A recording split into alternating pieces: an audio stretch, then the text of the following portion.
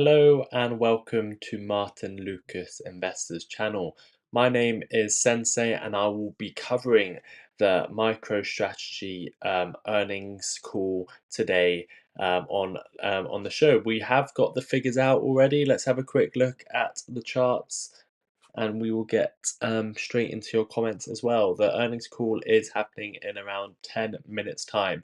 The markets post-market MicroStrategy is up 0.5%, even though they did miss on earnings. The chart is up on the day about 8%, including after hours, but you can see MicroStrategy is trying to head back up to its next level of resistance around $472. We can quickly draw a Fibonacci retracement from that high to the previous low. We are looking to get to $422 and then back to up to $474. Let's see if that occurs. Remember, anything I say during this video or live stream is not financial advice. It's just my thoughts and opinions only. Let's listen in to these results from their earnings Share. results. Financial overview. Revenue, $111.1 million, a 3.6% decrease year over year, missing analyst expectations of $116.6 million. Net loss, 4.2% $2 billion, or $16.49 per share, significantly wider than the prior year's loss of $50. It has, let me just bring this microphone closer. It has missed on earnings. Revenue, as you just heard, was 111 million, which is a decrease year on year, and it's missed expectations of 116 million, but not massively. $3.1 million, 31 cents per share. This substantial loss was primarily due to a $5.91 billion unrealized loss on Bitcoin holdings, following the adoption of fair value accounting standards. Operating expenses approximately $6 billion, a 1,976.1% increase year over year, largely attributed to the unrealized digital asset losses. Cash and cash equivalents, $60.3 million as of March 31, 2025, up from $38.1 million at the end of 2024. Software business performance. So there we go. That is the breakdown of that's the overview. You can see that the cash equivalent 60.3 million, and it's up 38 million. And they do have a big pledge here. Or let me see if I can find it. Here we go. We've got it here. They are looking to, and they're announcing a 21 million at the market common stock equity offering. Again, raising more money to buy $84 billion worth of Bitcoin. So they are continuing with that strategy. Let me know if you heard that audio okay. Let me know if I should turn it up or down. But let's continue until we get the official earnings report. Performance. Subscription services revenue, $37.1 million, a 61.6% increase year over year. Product licenses and subscription services revenue, $44.4 million, up 23.6% year over year. Product support revenue, $52.5 million, a 16.2% decrease year over year. Other services revenue, $14.2 million, down 15% year over year. Gross profit, $77.1 million, representing a 69.4% gross margin, compared to $85.2 million and a 74% margin in Q1 2024. Again, we need to remember we don't really care about the software business performance. They are a Bitcoin holding company. Let's continue with their Bitcoin holding and strategy. BTC Bitcoin holdings and strategy. Bitcoin acquisitions. During Q1, Strategy acquired 80,715 Bitcoins for approximately $7.66 billion, at an average price of $94,922 per Bitcoin. Total holdings, as of March 31, 2025. That is very close to the price of Bitcoin at the moment, so not the best buying, but again, they don't care. They see a $1 million plus Bitcoin. The company held 553,555 Bitcoins, purchased for a total of $37.90 billion, with an average cost of $68,459. Well above, well below the price of Bitcoin currently, and there is nothing to say that we won't drop below $68,000 per Bitcoin, and that's when it will get a bit scary for the company, in my opinion. Per Bitcoin.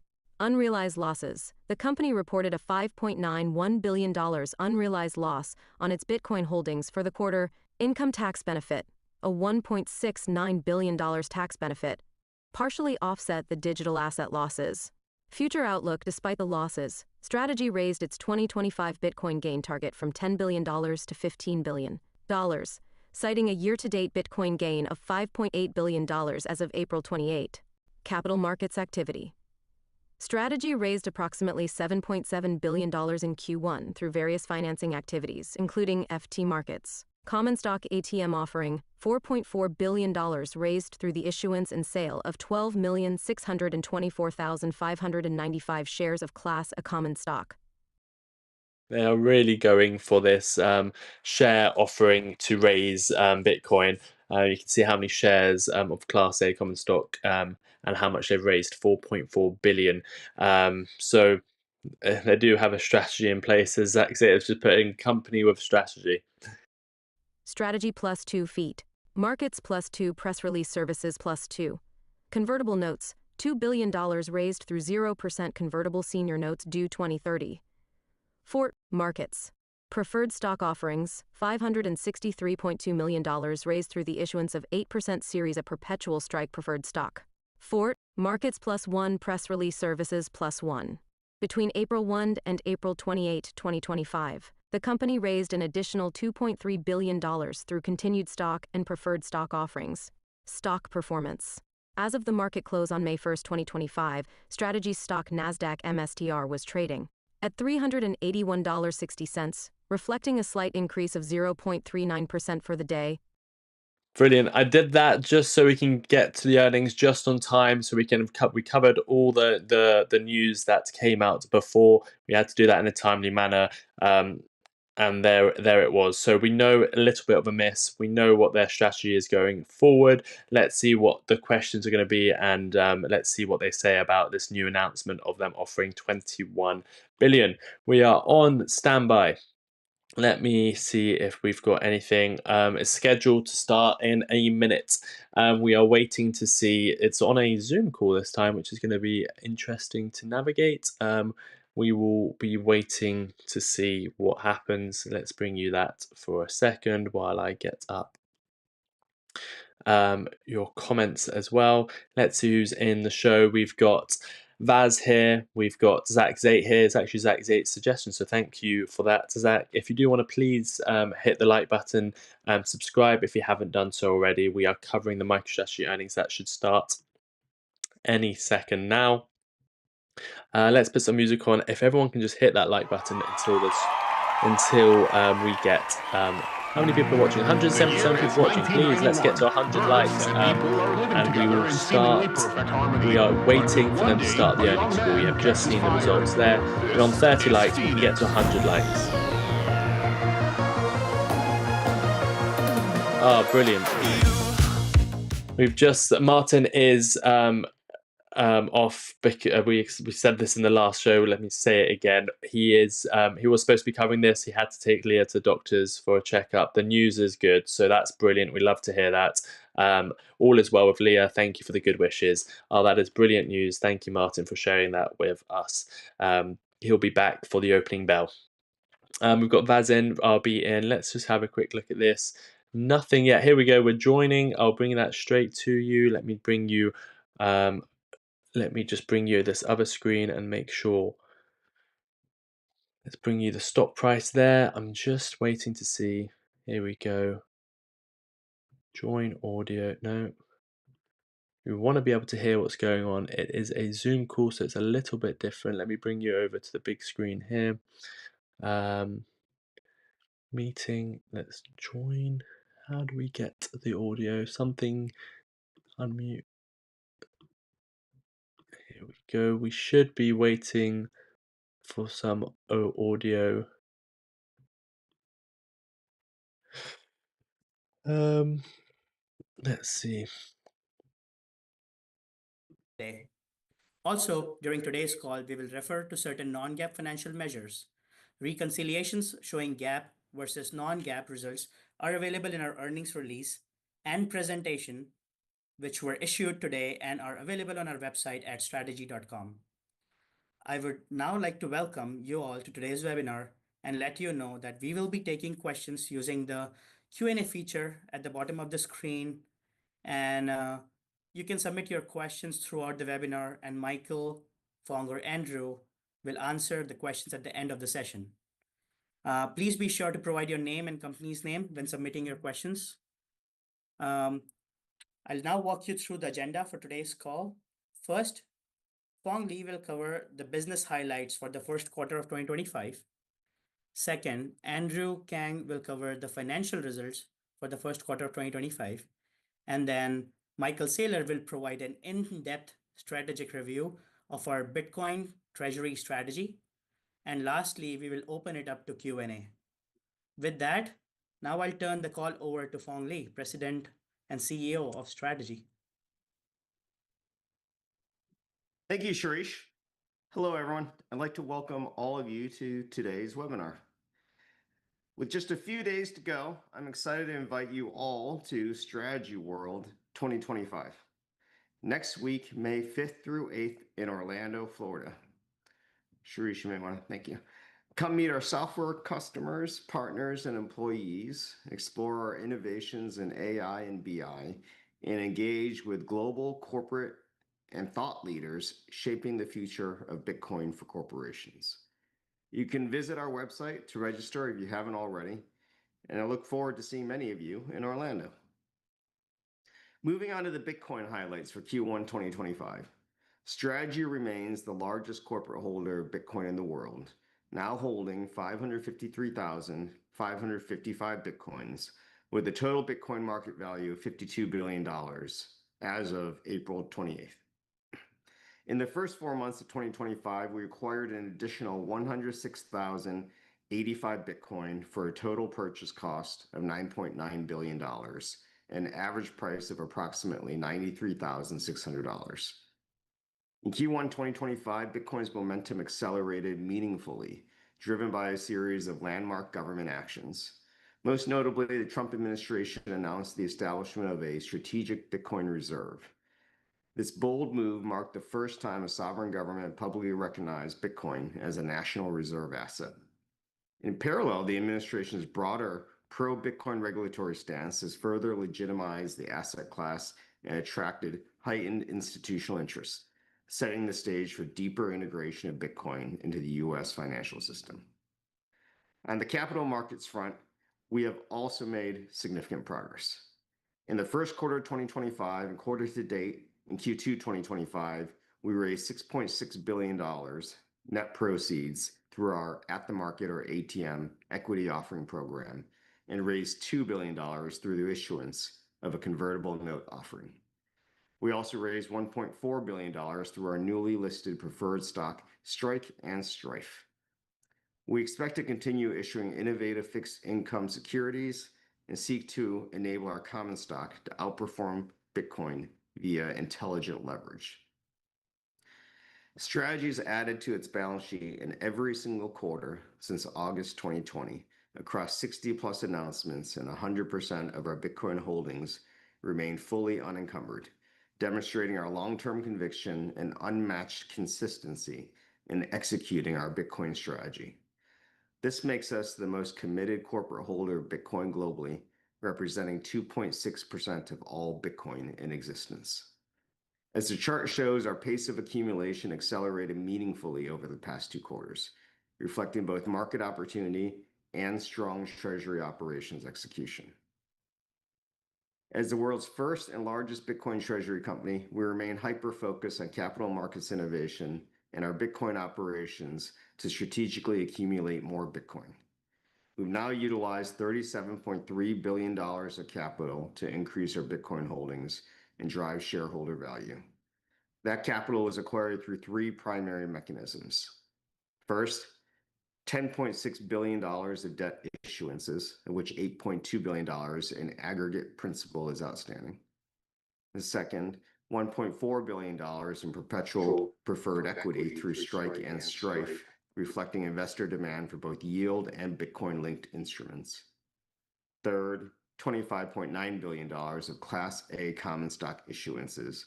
And fourth, $836 million of cash flows from software operations. As we reflected in this quarter's capital markets activity, 2025 continues the momentum we built in late 2024, with $10 billion already raised year to date through a diversified mix of securities. This included $6.6 billion in equity and $3.4 billion in fixed income instruments, demonstrating the breadth of our investor support and the strength of our market access. These offerings reflect our ability to tap multiple capital sources efficiently and strategically. Q1 demonstrated that the $18.1 billion raised in Q4 wasn't a one-off. We're operating at a new baseline. Rather, it represents the foundation of our evolving and scalable capital strategy. In terms of the largest treasuries in the world, we've gone from virtually negligible to now the 13th largest in treasury compared to the S&P 500 universe, entirely through our Bitcoin holdings. And we're growing fast. Over the next 2 to 4 years, we believe we have the potential to surpass many of the companies ahead of us on this list, continuing to scale our Bitcoin treasury with conviction and discipline. 5 years ago, when we embarked on the Bitcoin journey, we were the only corporation with the courage and conviction to do so.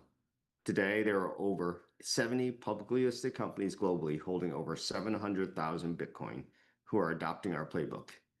There are newer corporate entrants adopting Bitcoin, and some are recurring Bitcoin stackers like us.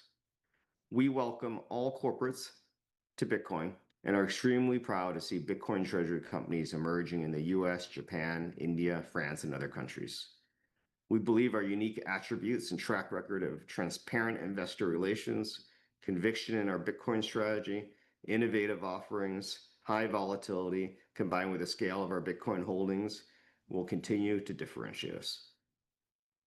Since we adopted our Bitcoin strategy in 2020, MicroStrategy stock has outperformed every major asset class and every S&P 500 company, appreciating 2,887% to date.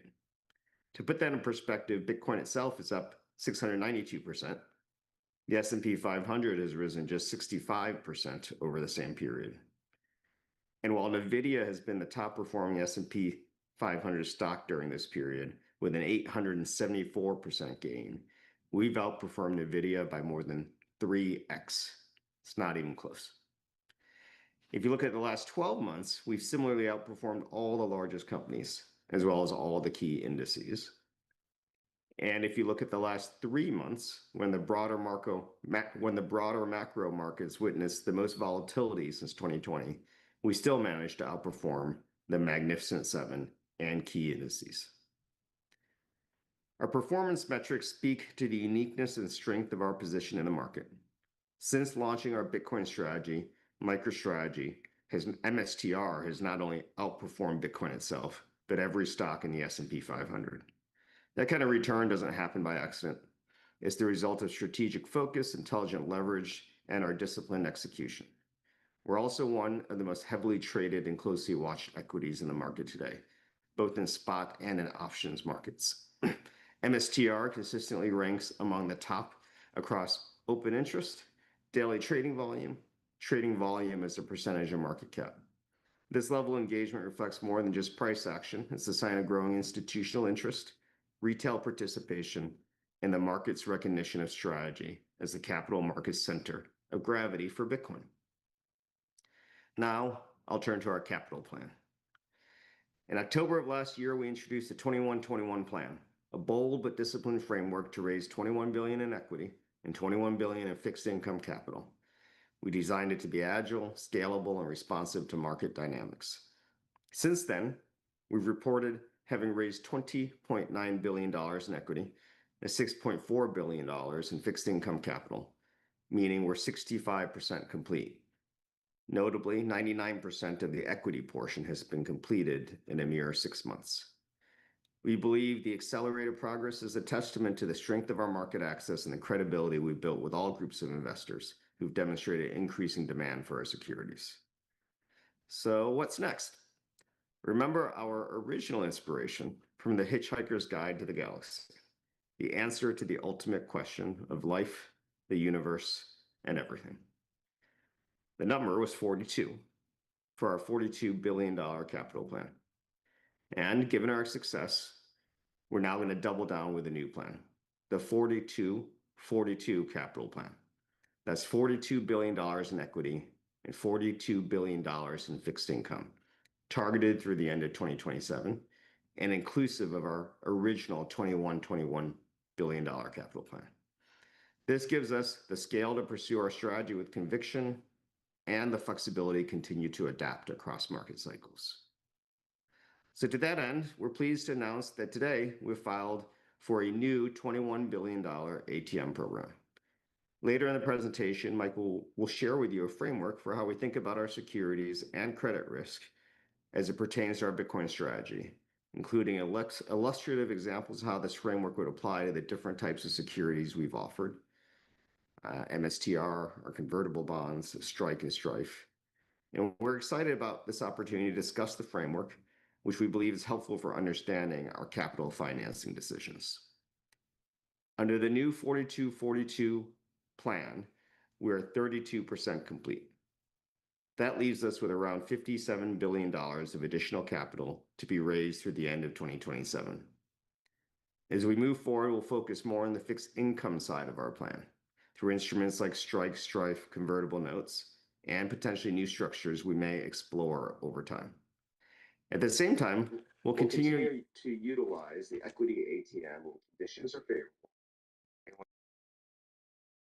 and option for our shareholders. The market has shown strong demand for our instruments, and we tend to continue tapping new pools of capital in a thoughtful, value-accretive manner while maintaining a disciplined leverage ratio between 20 and 30%, allowing us to responsibly scale while maximizing long-term value. We intend to remain highly efficient with our use of our overall capital. We have $185 million of total fixed annual obligations for interest and dividends, which we can cover using a fraction of our daily trading volume as new stock issuances. To put in perspective, our ATM activity this year alone has raised $6.6 billion, and our obligations represent just 3% of the daily traded volume of our equity and less than 1% of the total equity we've raised in the last 12 months. As a result, we're comfortable raising additional fixed income capital to buy more Bitcoin without being restricted by available cash or cash flow from our software operations to service all of our interest and dividend obligations. Mike will explain later why the strategy is highly accretive to our shareholders. We're tracking well ahead of our KPI targets for 2025. Year to date, we've achieved a 13.7% BTC yield, putting us well on pace to reach our full year target of 15%. BTC yield reflects the Bitcoin gain we've generated through our Treasury operations.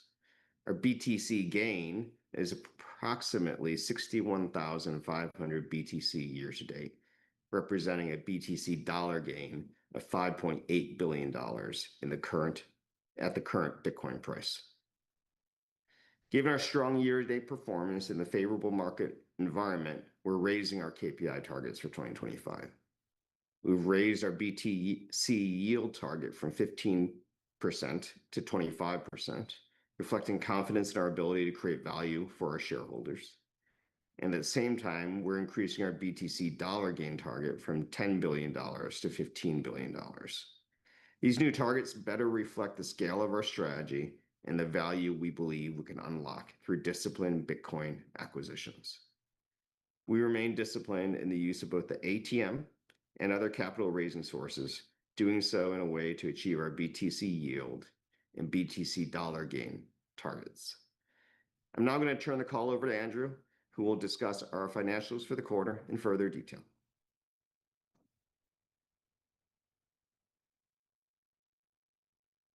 Thank you, Phong.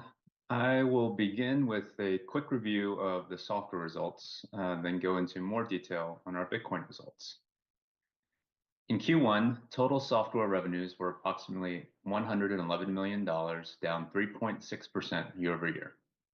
The lower product license revenues, along with support revenues in Q1, continues to be as expected, and our overall revenue trend continues to reflect the ongoing transition of our software business from on-prem to the cloud. Our cloud results in Q1, subscription services revenues increased 62% year over year and now make up approximately 33% of total revenues, continuing our quarter-over-quarter double-digit growth. Our subscription billings also grew again by 38% in Q1 to $24.5 million. The decline in product license revenues and support revenues continue to be offset by growth in cloud, and we continue to see growth in demand from our cloud platform and anticipate this trend to continue and strengthen in the coming quarters. Lastly, cost of revenues were $34 million, up 13% compared to Q1 of last year. The increase was driven primarily by higher cloud hosting costs, which we expect to continue in future periods as a direct result of our growth in cloud. Moving on to Bitcoin. We adopted fair value accounting for our Bitcoin holdings on January 1st this year, which has fundamentally changed how we value our Bitcoin treasury asset. To the left of this slide, we began the year with our Bitcoin holdings valued just under $42 billion. On Jan 1, upon adoption of the new rule, we recognized $17.9 billion to our beginning balance of retained earnings, which was the difference between the carrying value on our books and the fair value based on Bitcoin price as of 12/31. One fundamental difference now under fair value accounting is that our holdings are marked on the last day of every quarter, not throughout the quarter as before. Any new Bitcoin purchased during the quarter are initially held at the purchase price of those Bitcoins, and all prior quarter and new quarter purchases are fair valued as of the last day of each quarter. In Q1, the price of Bitcoin declined from approximately $93,400 at the end of the year to roughly $82,400 at the end of Q1, resulting in a $4.9 billion unrealized fair value loss on our pre-Q1 holdings. We also purchased throughout the course of Q1 an additional 80,715 Bitcoin at an average price of approximately $94,900, representing $7.7 billion of new purchases. On the last day of Q1, because the market price of Bitcoin was approximately $82,400, these new purchases also reflected a fair value decline of about $1 billion. As a result, our overall Q1 unrealized fair market value loss was $5.9 billion, which flowed directly through our income statement. The next slide is an illustration on how fair value could impact the current quarter. This waterfall chart begins with our March 31st Bitcoin holdings on the left, valued at $43.5 billion. Since 3/31, we have seen a substantial recovery in Bitcoin price, which has increased since the end of Q1. Using a Bitcoin price of $95,000 as an example, the change in Bitcoin price would reflect an illustrative $6.6 billion unrealized fair value gain on our Bitcoin held at the end of the previous quarter. In Q2 so far, we have purchased an additional 25,370 Bitcoin at an average price of $89,303, which represents a $2.3 billion investment. At the example price, the new Q2 purchases would reflect an increase of roughly $100 million in fair market value. In this illustration, our unrealized fair market value gain would be approximately $6.7 billion, and the market value of our total Bitcoin held today would reflect a fair value of approximately $52.6 billion. As Phong mentioned, Q1 was a milestone quarter for us with the IPOs of two new innovative preferred equity offerings. Strike, our 8% convertible preferred, is trading with an effective yield of roughly 9%. Since launch, Strike has delivered a 8.4% price return, outperforming the median return of all prefs offered since 2015. Strike is trading with an average daily volume of roughly $33 million, which is nearly 80 times the typical pref trading volumes, demonstrating strong institutional demand and a deepening market for this product, which is strengthened through a $21 billion ATM, institutional block trades, and follow-on retail demand. Strike, our 10% fixed coupon perpetual preferred, has shown even stronger liquidity and investor demand and has quickly emerged as a top-tier preferred instrument. With a price return of 7.5% since issuance, it has meaningfully outpaced the broader preferred market as well. Average daily volume for Stripe has been $26 million, again, significantly higher than the peer set. When you compare the strong BTC risk and BTC credit profiles of these prefs, there is tremendous unlock through the eventual recognition of the underlying BTC support of these instruments and the potential changes in the rate environment in the future. Both Strike and Stripe stand out as one of the most liquid and high-performing preferred stocks issued in the last decade. They serve to provide innovative securities to institutional investors, insurance companies, Bitcoin longs, retail investors, as well as the broader fixed income universe. This slide highlights why we believe Strike and Stripe are structurally superior to traditional debt. These instruments provide us with permanent capital with no maturity, no refinancing risk, no restrictive covenants, and no collateral requirements. They're also publicly listed, giving us flexibility to tap follow-on capital as needed, both institutionally and for retail investors. In contrast, traditional bonds comes with fixed maturities, repayment or refinancing risk, and often require covenants and collateral. Over a 30-year period, that can lead to significant leakage from refinancing costs and added operational complexity. Our preferred equity allows us to maintain leverage without repayment risk while providing durability and scalability. Bitcoin is a 100-plus year asset. These instruments provide 100-plus year exposure. In Q1, we issued a new $2.0 billion note, which was well MicroStrategy is breaking out right now. Please do hit that like button. And priced with a 35% conversion premium, reflecting a conversion price of $433 per share. We also redeemed our 2027 convertible notes in Q1, and our nearest debt maturity is now not until late 2028. The remainder of our scheduled debt maturities are evenly spread out through 2032 with a weighted average scheduled debt maturity of approximately 4.9 years. We now have $8.2 billion of total unsecured convertible debt outstanding with a low blended interest rate of approximately 0.42%. Since issuance, nearly all of our converts have increased in value significantly. On a blended basis, convertible bonds are up 62%, even outperforming Bitcoin itself. What is even more striking is Strategy's converts in comparison to other traditional securities such as US high yield and investment-grade corporates and other US convertible bonds. The traditional convert market has historically offered investors such as hedge funds access to volatility across different industries and asset classes. The innovation we introduced through our converts still provide volatility, but our converts offer increased volatility through Bitcoin exposure. The differentiation of our converts from others is the credit coverage that we offer, which Michael will discuss in more detail shortly. Strategy was the largest issuer of converts in 2024, and our success can be attributed to expanding the investor base of this historically closed market.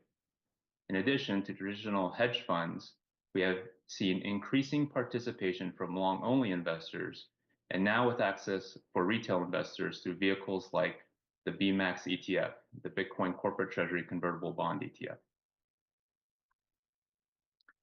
Our outstanding debt and preferred securities, including converts, Strike, and Stripe, are significantly supported by the value of our Bitcoin reserves, and even more so by the scale of our common equity market value. As of April 28, we have $109 billion in equity market cap, and so we have about $100 billion in equity cushion and over $43 billion in Bitcoin cushion over our fixed income liabilities. The point is that we believe our capital structure is extremely well fortified. This chart gives you a simple way to think about our capital stack across both seniority and volatility. To the far right, you'll see MSTR equity. That's your full exposure to our high-performance Bitcoin strategy. Then there's Strike, our convertible preferred. That's a step up in seniority, and it pays an 8% dividend.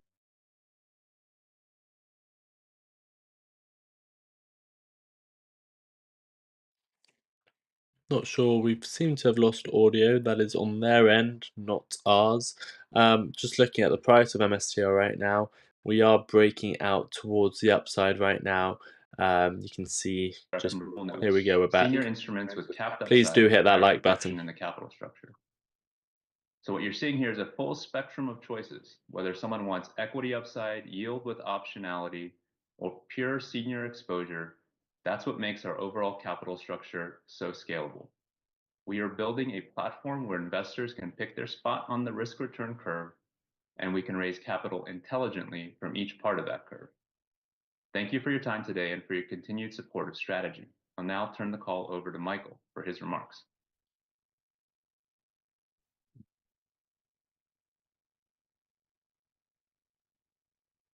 Let's see if this is a sustained breakout. We are just breaking out slightly, Okay, trying to retest. I want to thank everybody for being with us today.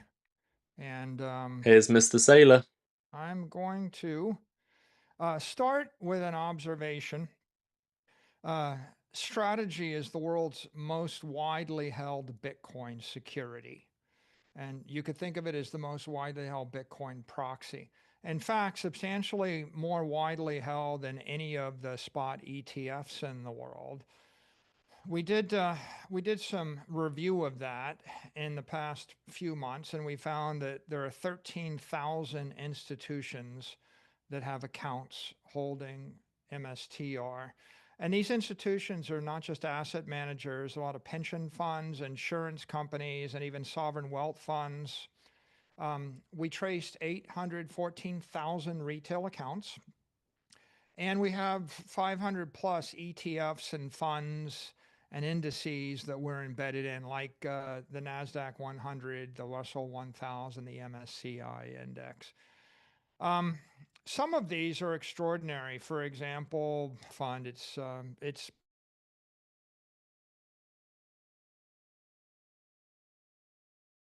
Again, that is on their end. MicroStrategy stock is up 0.66% right now. After market, it was up 0.4%. They missed on stock is not reacting badly. It is actually up MSTR, 0.5%. or they're beneficiaries of the institutions that are invested. We have lost audio again. Let me. Yep, I've got a couple sources and they've both got the same, so it is on Probably their end. familiar with BTC yield and BTC gain because we've talked about those a lot over the past 6 months. But in fact, I get lots of questions about how the company is going to continue to outperform Bitcoin.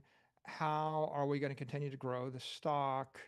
What is the basis for the premium to NAV? And in and of themselves, yield and gain only tell you part of the story. If you want to understand how we create shareholder value, we have to look out much more than just the current period. We're looking out a decade, and we're considering the consequences of all of our capital markets transactions. And so we internally use a variety of these BTC metrics, and I'm sharing them with you today. And I'm going to explain how we use them, how we think about them. Some of them are valuation metrics. Some of them are credit metrics. We've got some that are forecast metrics. If we go to the next slide, like volatility and ARR. And then we have treasury metrics where we're calculating the value of our treasury. And we have metrics that allow us to assess how accretive any particular trade or any particular transaction is at any point in time. We even have some risk metrics. We have not just credit risk metrics for the credit instruments, but we have BTC risk metrics where we assess the hurdle rates and the break-even points of our various capital markets transactions. So let's dive right in. First of all, the degree to which any capital markets transaction is accretive and going to create shareholder value is a function of some outlook or expectations. One thing that's really important is, what do you think about BTC? Do you think that Bitcoin is going to go up 0% a year forever? And if you do, we call that a skeptic. Do you think that Bitcoin is going to track the S&P index about 10% a year or so on average? We call that a trader. do you think that Bitcoin looks like a Magnificent Seven stock or a dominant digital monetary network, a Google, a Microsoft, an Amazon? Those normally have growth rates of 20%. We call that an investor, a tech investor, if you will. And then, do you believe that Bitcoin is destined to demonetize lots of other assets as digital capital? That makes you a maximalist. My long-term forecast, personally, that I shared last July in Nashville was that I thought Bitcoin was going to go up 29% ARR on average for the next 21 years. So you can see my forecast over the next 21 years is about a maximalist forecast on average for a long period. If you are more aggressive than that, and in the near term, especially over the next 5 years or 10 years, you might have a shorter time horizon. Or you might just think that the base case is conservative and you might have a more bullish case. You might be a double maxi and think a 40% gain is coming, or even a triple maxi and think a 50% a year ARR is possible. So just keep those numbers in mind as we do this analysis, because the important takeaway is your view of the equity and the credit instruments as an investor will be a function of your view of BTC.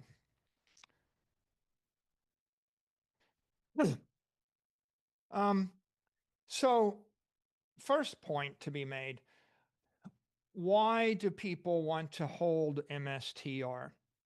What drives the premium to NAV? What creates the magnetic appeal or the gravitational attraction of this asset? Well, one thing is the volatility, and we have a volatility which is higher than BTC. It is also higher than any of the S&P 500. When you have that kind of volatility, you can generate yield by simply selling that volatility. We've quantified that value of that volatility in a metric we call the MSTR rate. Think of it as the simple annualized yield you can generate by selling at the market call options with a 30-day to expiry. If you just keep rolling those call options and keep selling them all the time, you generate 103% simple annualized yield on MSTR. That's substantially higher than NVIDIA or IBIT, and it's substantially higher than the NASDAQ 100. You can look at it as, again, it's like the magnetic attraction to capital. People might very well buy MSTR to sell that vol, not even knowing what BTC is, not even knowing what MSTR is. All they know is they want that 103%. Now, another point that I'll make is if you're in a taxable account, you're getting 103% yield that's taxable. And so your after tax is going to be 70%, 60%, whatever that is. But if you're in a tax-free account or a tax-advantaged account, or it could be a retirement account, or if you're an offshore vol trader, if you're sitting in Dubai or you're sitting in a zero income tax environment and you reinvest this rate, you can get to 200% or more annualized yield. So of course, that makes our security, MSTR, globally interesting to traders and very interesting to people.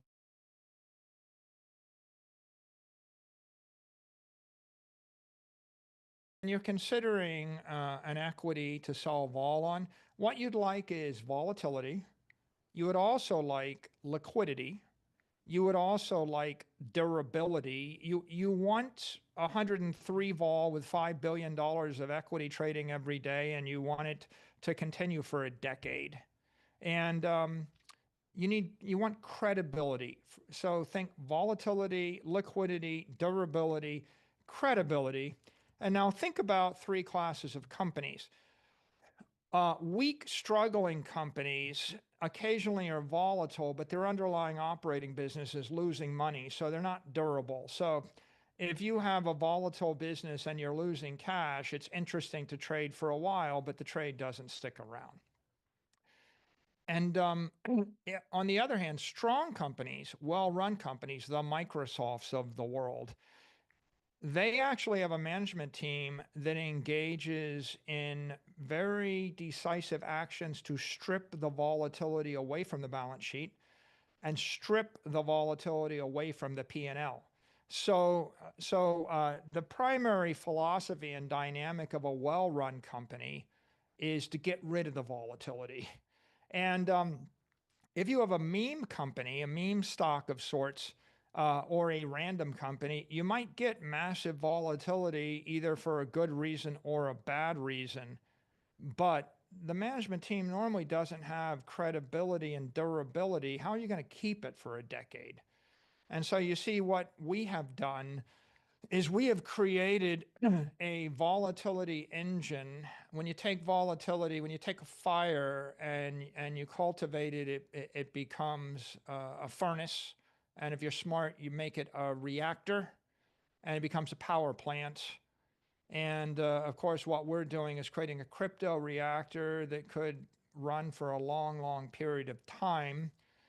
So that rate combined with the credibility of the management team and the transparency and the durability, plus the liquidity, that actually drives and attracts a lot of capital to MSTR.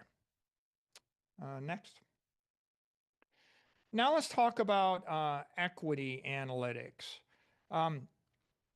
On any given day, we consider how are we going to raise money and how do we generate yield? How do we generate gain? How do we generate shareholder value?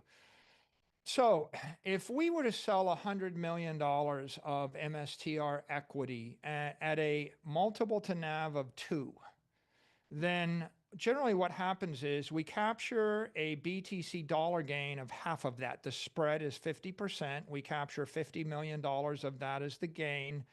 That is the accretive component to the existing common stock shareholders. That converts to a BTC gain of 526 Bitcoin.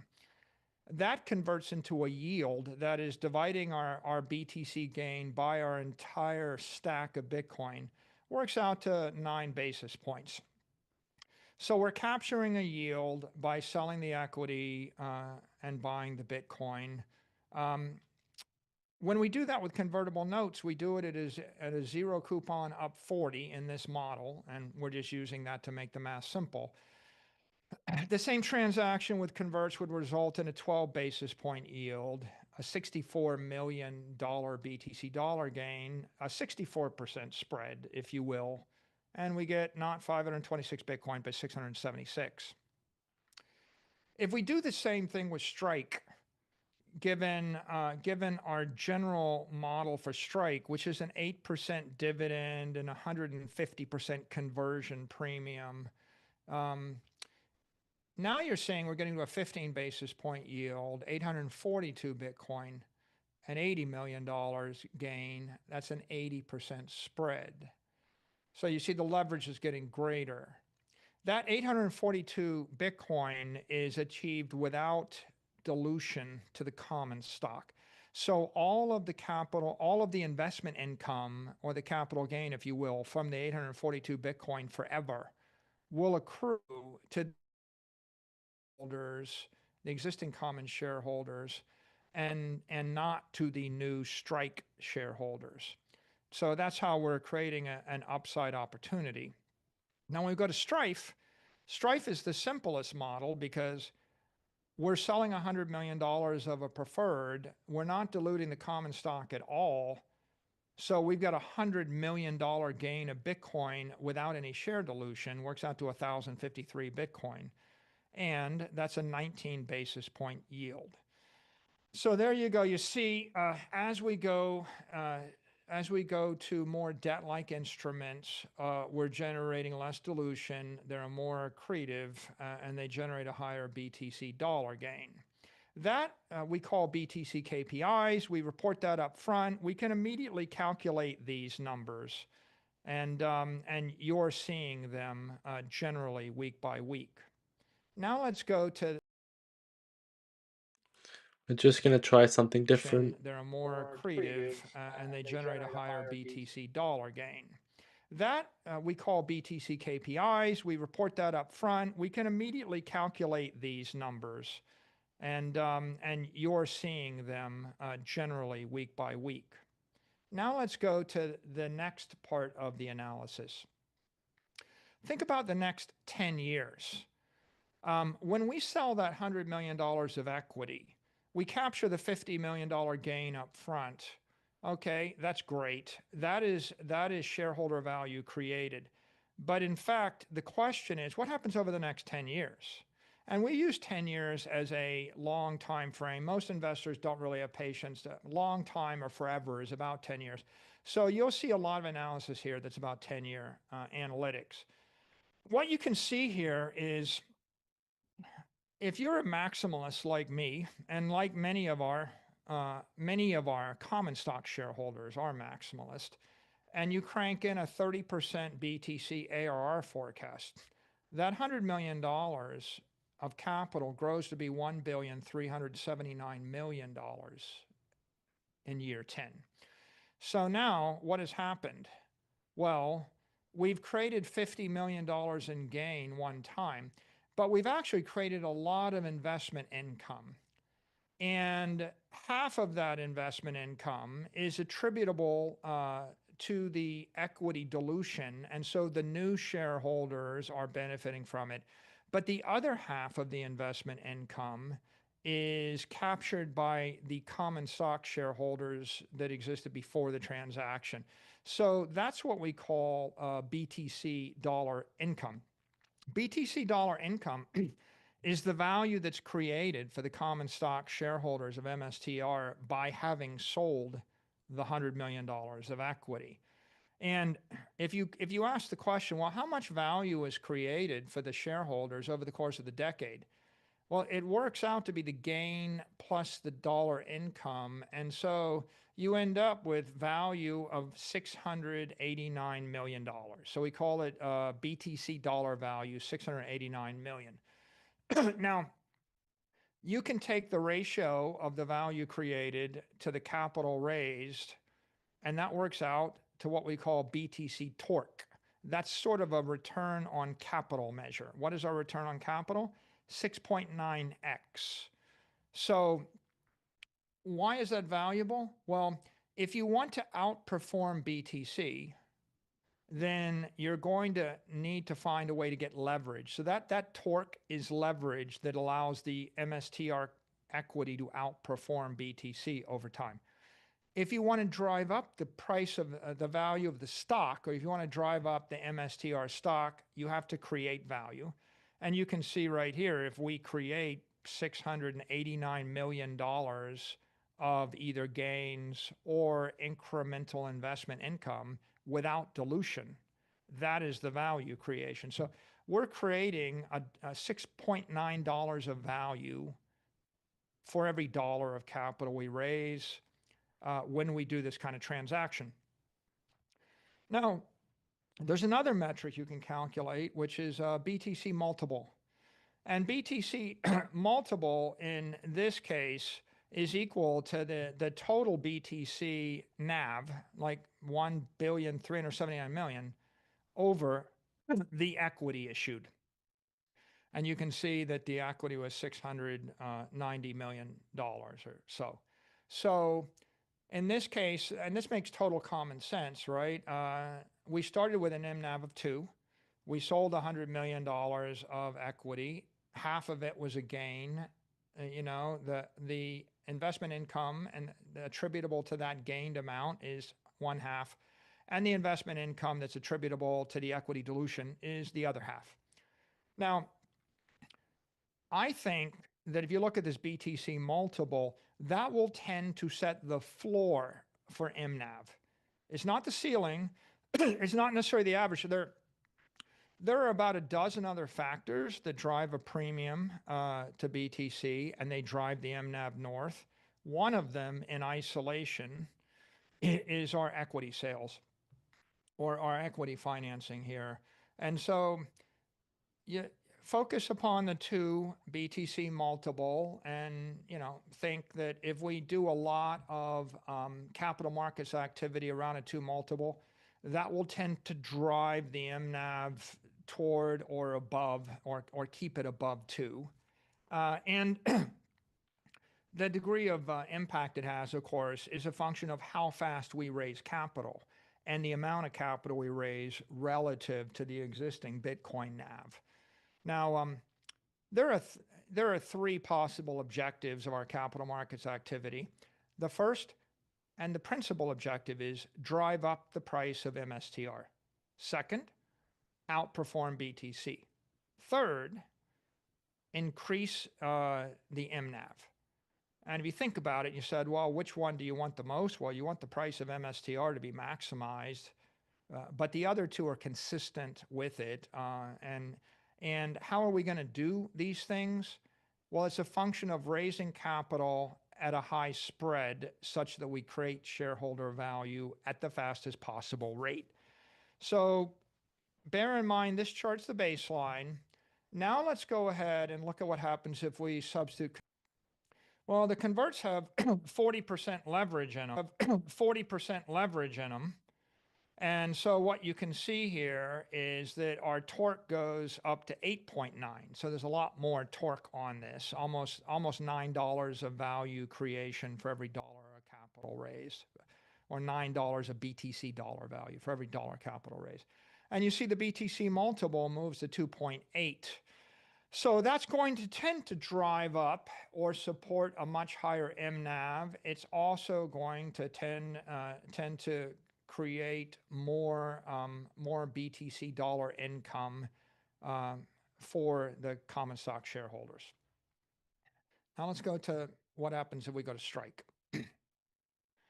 At strike, you can see we have a higher premium. And so now the torque is even increasing. The return on capital looks even more impressive. Of course, 150% premium ought to do that. And what you can see is the expected equity dilution, and this is the theoretical equity dilution, is much lower. The BTC multiple goes to 4. You could imagine that tons of financing of strike will tend to justify an MNAV of more than 4 if we can change this to be a substantial mix to our capital raising on an isolated basis. Now there are a couple of other dynamics here. One point I make is this is really on an isolated basis, and it's a theoretical calculation because as a practical matter, the $340 million of equity you see in year 10 is sitting in the strike instrument, and if strike is generating a dividend, it's quite likely that people that buy strike will never want to convert strike into equity. They have the right to do so, but they may not do it. So this is an example of a theoretical equity dilution, but practically speaking, you're getting a lot of leverage from this instrument because you're attracting a new class of investors, and they don't want to actually convert this to pure equity if they're buying it in order to hold it for the liquidation preference and the dividend. But you can see torque is improving, multiples improving, and we're generating $10 of BTC dollar value for every dollar of capital that we raise. Now, let's talk about Strife. So the torque for Strife increases to 12.8. You see a lot of torque because at the end of the 10 years, you've only issued $100 million of equity. That's equity that we assume we issued to pay the dividends. We've got $1 billion of NAV. What's interesting here is you see the BTC multiple goes to 13.8.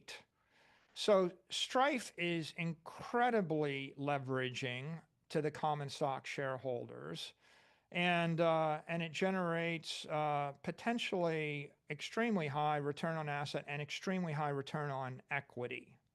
Now, let's look at broader cases here.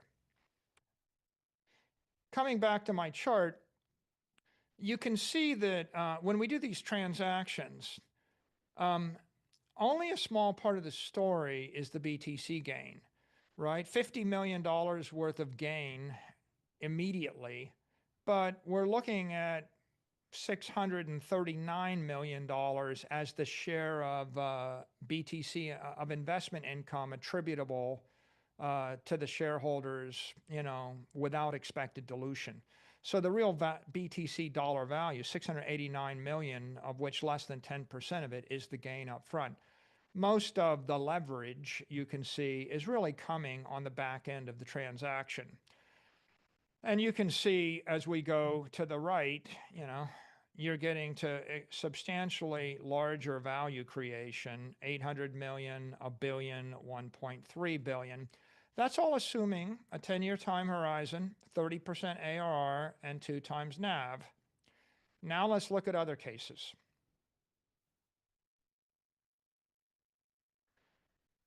I'm going to show you BTC torque for 1 times NAV.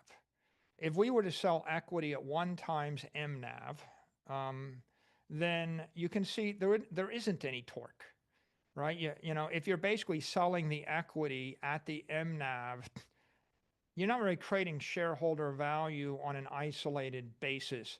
That is, the first order result of the capital market transaction is simply to expand the equity capital of the company.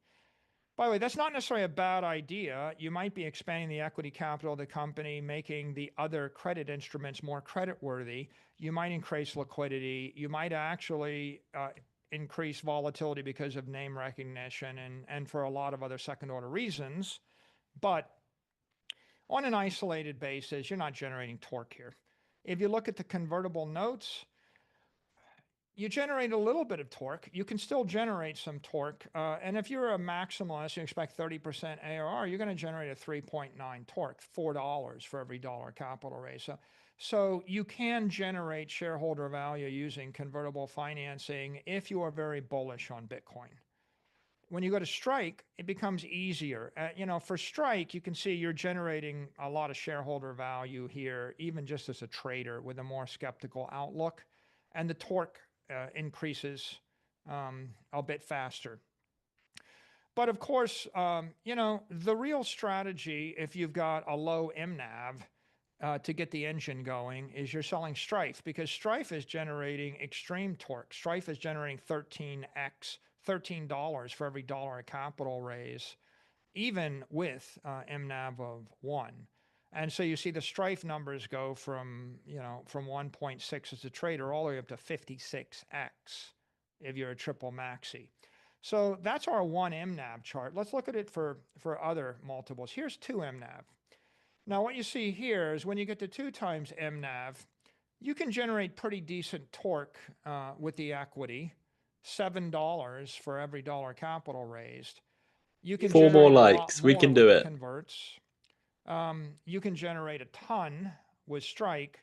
And then Strife, what you'll notice is the torque is exactly the same. It is invariant to the MNAV, right? It's just it's a pure fixed income instrument. Now let's go to 3 times MNAV. Now you see at 3 times MNAV, you're starting to generate $9 for every dollar capital raised, over the 10 years if you're a maximalist. And of course, 2 more likes. that really improves the returns of convertible notes and Strike dramatically. And you know what doesn't get any better? Strife, right? Strife torque is exactly the same regardless of what the MNAV is. But you see that it's getting easy to generate torque with MSTR and convertible notes as the MNAV increases. Now, let's take a look at BTC multiple. This is also instructive. So you're sitting with a multiple of 1. Your BTC MNAV or BTC NAV is equal to your BTC equity. And what you can see is it doesn't really matter what your outlook is for BTC. Your multiple is 1. And with converts, it's 1.4. And with Strike, it's going to go, there is a little bit of sensitivity. You can get up to a 2.3, a 2.3 multiple to 2.4. But you can see when MNAV is pretty low, you have to go to Strike or to Stripe. But now look at Strife. Look at the BTC multiples for that. You're going from 1 to 57. And if you're a Bitcoin maximalist and you think you're going to get 30% ARR, you're getting 13.8 multiple. You could imagine driving the MNAV up from 2 to 3 to 4 to 5 to 6 using Strife type financing, even when the MNAV is 1, right? The MNAV could be 1, but the issue is how much capital do you have? How much Bitcoin do you have that's collateral? Because if you have a lot of Bitcoin that serves as collateral and you can sell a lot of Strife or other kinds of currency swaps or fixed income instruments, you're going to actually put leverage back into the capital structure and you're going to drive that MNAV back up. And of course, you're going to drive out performance against BTC as well. Let's look at 2. When MNAV goes to 2. Well, now you can see the equity's pretty, it's pretty predictable. 2x no matter what your BTC forecast is. And Strife is pretty predictable as well. But the convertible notes start to become more effective, and Strike becomes a lot more effective when you're doing that capital raising at 2. And at 3,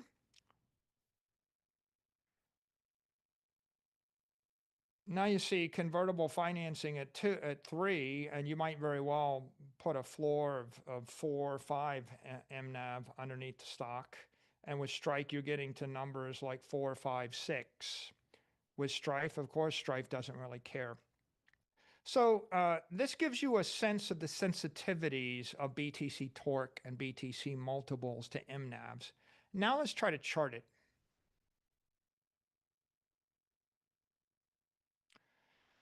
We've got a yield curve, and I'm showing you the BTC yield curve. And on one side of the yield curve is Strife, and what you can see is I've created the yield curves for various MNAVs ranging from 1 to 2 to 3 to 4 to 5.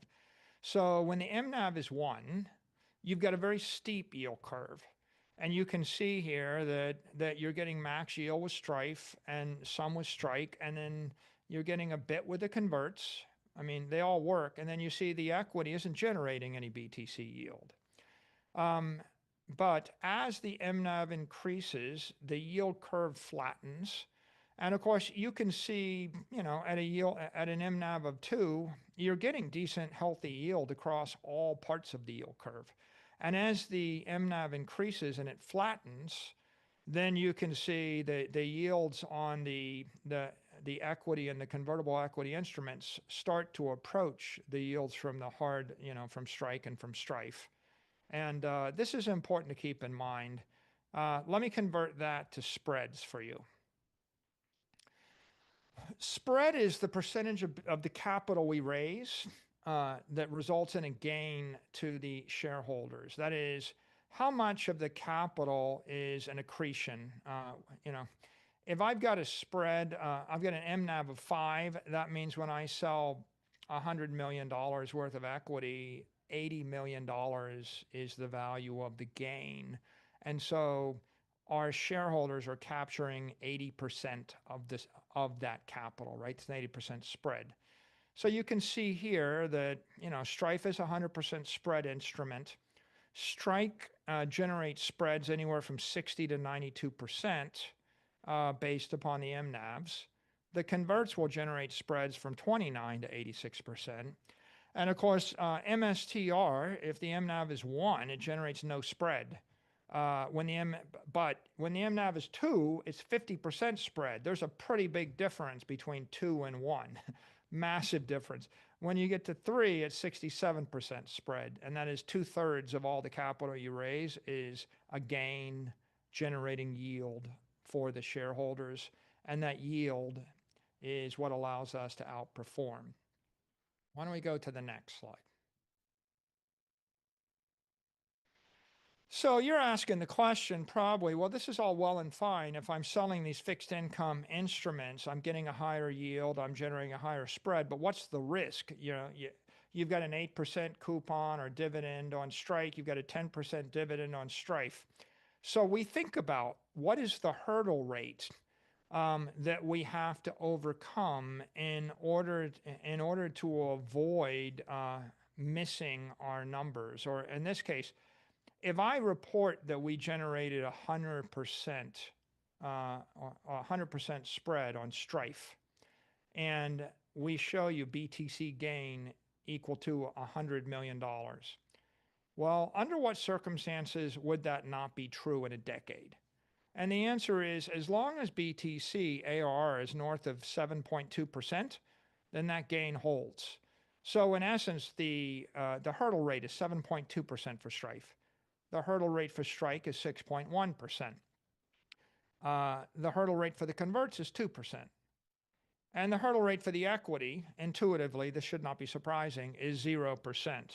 As long as Bitcoin is appreciating more than 0%, then there will have been a gain and a yield on an equity transaction. And so, generally, most of our equity investors expect BTC to appreciate more than 7.2%. As I said, the maximalist thinks 30%. So generally, if you believe BTC is going up 10, 20, 30%, most of the financing we're doing is comfortably above these hurdle rates, which means that when we say we generated a BTC yield of some percentage or a BTC gain of something, I think you can be comfortable that it's a reasonable metric for you to take into account. Now, let's think about break evens. Under what circumstances would it be a mistake to have done any of these financings? Or another way to say it is, are there any circumstances under which we don't create shareholder value? I'm using a 10-year time frame. And so I'm going to show you some numbers. If we sell equity at 1 times MNAV and the price of BTC is 95,000, the break-even price is 95,000 in 10 years. And the BTC ARR, or the break-even rate, is 0%. That's kind of common sense. Now, what if I sell it at MNAV of 2? Well, the break-even price drops to 47,000. Bitcoin could decrease 6% a year for a decade, and you would still be better off as a common stock shareholder with us having done that transaction. So in fact, when we're selling equity at MNAVs of 2, 3, 4, 5, we're de-risking the company. We're not increasing the risk. And so you can see here, I've got the break-even prices and the break-even rates for the equity, for the converts. I've got it for Strike. I've got it for Strife. It's kind of a bit of a surprise, but we sell a lot of Strife. We attach a 10% dividend to it, but it turns out that even if Bitcoin goes up 0% a year, we're still breaking even over the 10 years.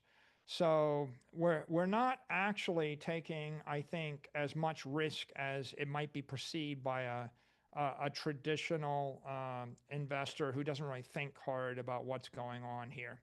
Let me show you some pictures to make this easier. This is a break-even price for equity over the 10 years.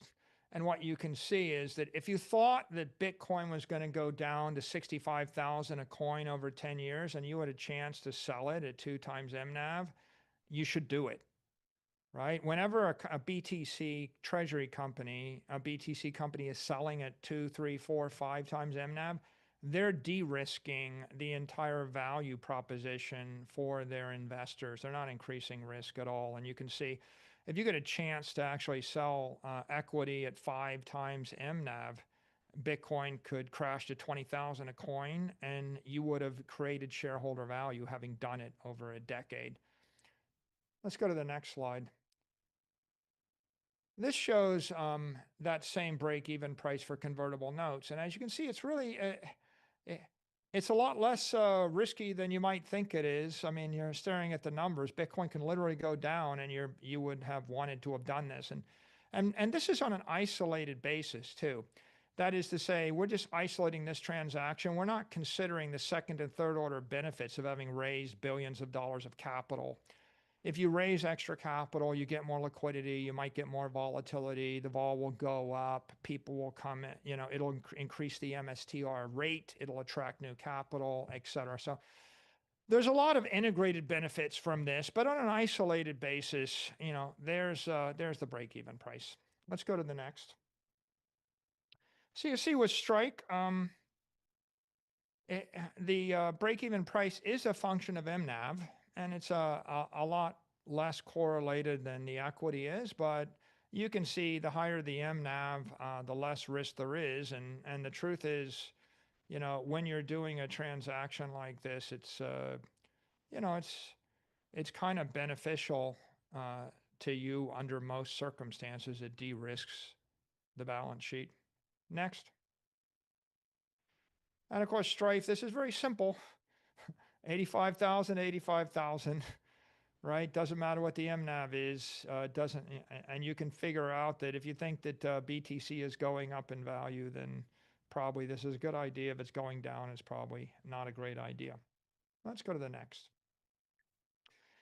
So now I'm going to talk about, the $100 billion question, which is, why does MSTR trade at a multiple to BTC NAV? And there's a lot of misconceptions about this, and people, you hear all sorts of things. People think it, they don't really understand why. And I think I'd like to share some of my observation as to why. First of all, MSTR, the security, has a compliance advantage over BTC, the commodity, or BTC spot ETFs for many investors. Many investors, either they have their money locked up in funds where they're not allowed by the trustee or the custodian to buy BTC. There are many wealth managers that won't let you buy the ETFs. There are countries like in the UK where there are examples where they would let you buy MSTR, but you couldn't buy BTC. There are places, there are many brokers, they will let you buy MSTR. They won't let you buy the BTC spot ETF. So when the security has a compliance advantage, then there are pools of capital that are going to buy it because their choice is to not get any BTC exposure or to do it through MSTR. That creates a premium to NAV. The second point, MSTR is a credit advantage to BTC. If I have a security trading on the NASDAQ that's deeply liquid, I could borrow against it via margin loan. Maybe I get a SOFR plus 100 basis point loan. That means that I have a lot of capital and now it's liquid. I can borrow against it from a big bank that I trust. I can't borrow at SOFR plus 100 basis points against BTC from my Morgan Stanley or JP Morgan or Bank of America or fill in the name of a big bulge bracket bank. So I can't get margin loans on BTC at all. And in most cases, you can't get a margin loan against BTC spot ETFs. It's very, very hard to find people that will extend margin credit. So this impacts the market in two ways. One, I could buy a bunch of MSTR and hold it forever and just live off of loans that I take against it while it appreciates. And that's a nice strategy. The other way it impacts is if I had a portfolio with, fill in the blank, if I had $100 million of equities, I could buy $1 million of MSTR borrowing the money from my prime broker with no cash down. So people can buy and leverage into a company that has a credit advantage, and then they can borrow against it and margin it. And so you have to ask the question, if you live in a neighborhood and the houses on the left side of the street are eligible for Fannie Mae or Freddie Mac mortgages, and the houses on the right side of the street you have to pay cash for and you can't put a mortgage on, all things being equal, if the two houses are identical on either side of the street, which house is going to have the higher price? And I don't think it's complicated to figure out that if I can borrow the money to buy the house on the left side of the street, I'll pay more for that house because there's no money down and there's 20% deposit. And if I have to come up with cash to buy the house on the right side of the street, I'm going to offer less as a cash buyer because it takes me 20 extra years of my life to come up with the cash. I mean, it's not complicated, right? It's financeable. And BTC is not really being financed. I don't know of any major bank in the world that'll finance BTC, and it's very, very difficult, to find anybody that'll finance BTC spot ETFs. So let's go to the third point. MSTR has a higher volatility than BTC. And we talked about it. If Bitcoin is trading with a vol of 50, we'll oftentimes be 80. If it's 60, we might be 90. That results in a higher MSTR rate than, say, the IBIT rate. That means that you have a larger, deeper, richer options market. Why would I want to accept 60% when I could get 100%, right? I mean, it's very simple apples to apples thing. So the volatility drives the options market, drives the yields, attracts capital. The next point I'll make is that the options, they have that higher simple annualized interest rate for those selling vol. And that makes it possible to create ETF instruments like MSTY and IMST. And those ETFs, they basically are selling the vol of MSTR. And they have very, very high annualized dividend yields. So for a typical investor that wants to capture 100, 150, 200% dividend yield by selling the vol, they don't want to, it's difficult to trade in the options market. And so maybe they just buy MSTY or IMST.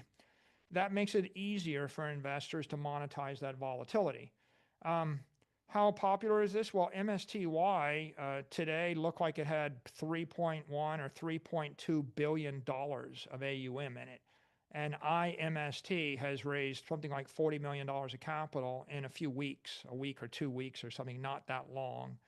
And so these are attracting capital flows when they're attracting capital that wants to monetize that volatility, and they're part of our emerging ecosystem. And so why MSTR? Because we're the most liquid, we're the most volatile, we're the most durable, and we're the most credible place to get that. So our equity is becoming volatile liquid collateral for traders.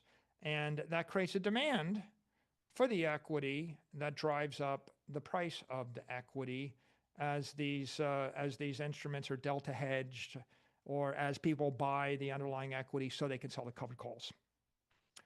My next point I'll make is that our convertible bonds, they attract capital from a new class of arbitrageurs Apple and is hedge funds down. that otherwise they wouldn't buy BTC, and otherwise they wouldn't buy BTC spot ETFs. So if you're Here's the unique, reason why, you've if you want to got a pause. differentiator, and we're an operating company, we can issue convertible bonds. A spot ETF cannot, and there isn't any comparable type instrument on top of a BTC commodity. That takes me to my next point, which is BMAX, which is another ETF that was launched. It provides investors with a very convenient way to access MSTR converts. So most investors, if you're not QIB or 144A certified or compliant, you can't just buy the convertible bonds. They're over-the-counter traded. But you could buy BMAX, and BMAX buys, it's like 80% or something exposed to MSTR convertible bonds. So that's a unique characteristic of MSTR. Again, the uniqueness, the opportunity is a differentiator.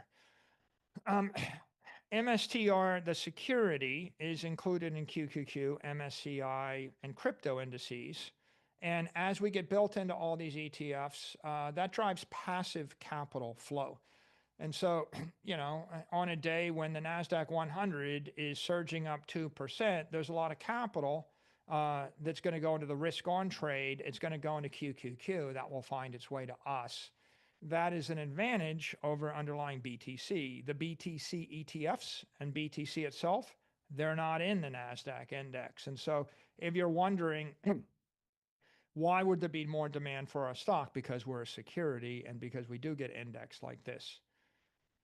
The next point I'm making is that the MSTR brand is recognized worldwide. And so our brand recognition and our scale, they drive superior investor interest. It's very common. It's very interesting. to note, if you combine this with the next point, many investors, they're obligated to invest in securities, or they're biased toward investing in securities because the history of commodities is not good, right? The only commodity that you could ever invest in over the long term is gold, and gold is considered to be kind of a slow dead asset. So most investors, the great majority of their money is made investing in securities. So when I'm speaking at investor conferences and I'm telling everybody how great Bitcoin is, and I'm giving them 100 reasons why Bitcoin is great, it's not uncommon that they say, well, I decided to buy your stock. I don't have to ask them. They're like, well, I get it, the Bitcoin is great, but my prime broker doesn't handle Bitcoin, and I just want to buy the security. It's quick, easy, it's marginable. I can buy it in 15 seconds. And people can't, it's like, why did Domino's Pizza get successful? Domino's Pizza was successful because people like pizza, and because anywhere in the country, you could pick up the phone, call the operator and say, give me Domino's, and say, hey, send a pizza. And you know that there's a Domino's Pizza somewhere close to you. And it's like, the brand is weaker for the next 100 pizza companies. Maybe their pizza's better, but I just don't know who's in the place I'm traveling to. So it's just like, why do people buy Diet Coke? I go to a restaurant and I ask for some other kind of Coke, they don't have it. And then I ask for Diet whatever, they don't have it. And I get frustrated. And after I get beat down because they don't have it, I think, I'm just going to ask for Diet Coke because I know there's a 95% chance they're going to have it. So you're an investor, you have a lot of money, you don't have a lot of attention span. What is this Bitcoin thing? What's the stock I can buy? MicroStrategy or strategy, I see that on the screen. The brand does matter. It makes things easier. It's, if I'm going to buy the third best or the fourth best or the fifth best, I got to research it. I don't, no one's heard of it before. There's a lot of impedance. And so with that, you see, the next point I'll make is that MSTR represents the strongest BTC exposure in the strongest capital market. A lot of people want to buy a stock in the United States on the NASDAQ or the New York Stock Exchange. They trust it. And if you're looking for BTC exposure, give me the biggest and give me it in the safest place. It's very simple. The last 3 points I make on this NAV thing is that Strike is a unique security. It's a lot more leverage than equity. It's a lot more leverage than a convertible bond. Again, as I pointed out, it's quite possible we'll sell, we could sell a lot of Strike, billions and billions of dollars of it that's backed by a lot of equity, and the conversion rate never takes place because people don't choose to convert to common equity. And so you're creating a lot of leverage when you finance with Strike. And you're acquiring a new class of investors that maybe would be afraid to invest in common equity because it's too much of a roller coaster. By the way, there are a lot of people that might like Bitcoin and they're afraid to invest in a spot ETF because what they want is kind of like Bitcoin with guardrails, and or Bitcoin with a downside insurance policy. And Strike looks more like something with guardrails, than just buying the straight spot ETF that gives you pure Bitcoin vol. Strife, another example of a unique fixed income security. It attracts new types of capital. It's a perpetual dividend. There's no one offering a 10% dividend at par forever. It's very uncommon to see that. I've never seen that in any other security. And it's also, as Andrew pointed out, these things are high performing, but they're very liquid. And the fact that they're high performing and liquid is an appeal to an investor. And they draw new capital. And as capital flows into Strike and Strive, that's extremely accretive and leveraging for the performance of the equity. If you study banks, you notice the number one strategy of most banks in order to create leverage for the common stock is they issue preferred stock. It's a safe way to do it. It's mezzanine capital, mezzanine equity, if you will. And so, you could say we're doing something innovative, but we're also lifting a page from the book of conventional banking by putting in place this mezzanine capital structure. And if you would ask any bank, why do you do it? The answer is, it's good for our common stock. It increases the yield, the dividend on the common stock without creating risk on the balance sheet. The last point I make here is that we have the potential to generate BTC yield in perpetuity via fixed income securities. You know, the MNAV could go to zero. We can still generate yield by selling Strike, selling Strife, selling other corporate bonds, selling any fixed income instrument. And we also can scale up the sales of those things. In essence, if we're selling, if we're selling something 10x over collateralized by BTC, we can basically sell preferred instruments that are equal to 10% of the capital structure, and if Bitcoin goes up, we just keep scaling up the preferred instrument in the same way. So this is an opportunity that it isn't like it's one and done. It's like we could reasonably be doing this forever, because there's always going to be a demand for USD yield.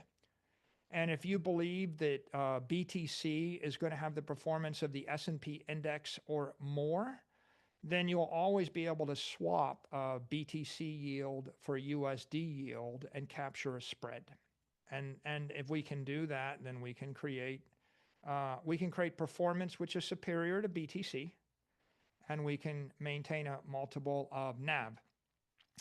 I tend to think that a very reasonable way to calculate the right BTC premium for the company would be to take the expected BTC yield and multiply it by a multiple of 10 to 20. So if we can generate 25% BTC yield, then 10 times that would be a 250% premium to NAV, an MNAV of 3.5, if you will. And if you put a 20 multiple on it, you could find your way to a 500% premium to NAV. And so you look at all these things in their entirety, and then you take into account the rate at which we raise capital. Please vote on the poll on your comment. Capital, then all of those things give you a sense of how we outperform Bitcoin and how we grow the NAV. Let's go to the next section. One thing. Let's go to the next page. Sorry.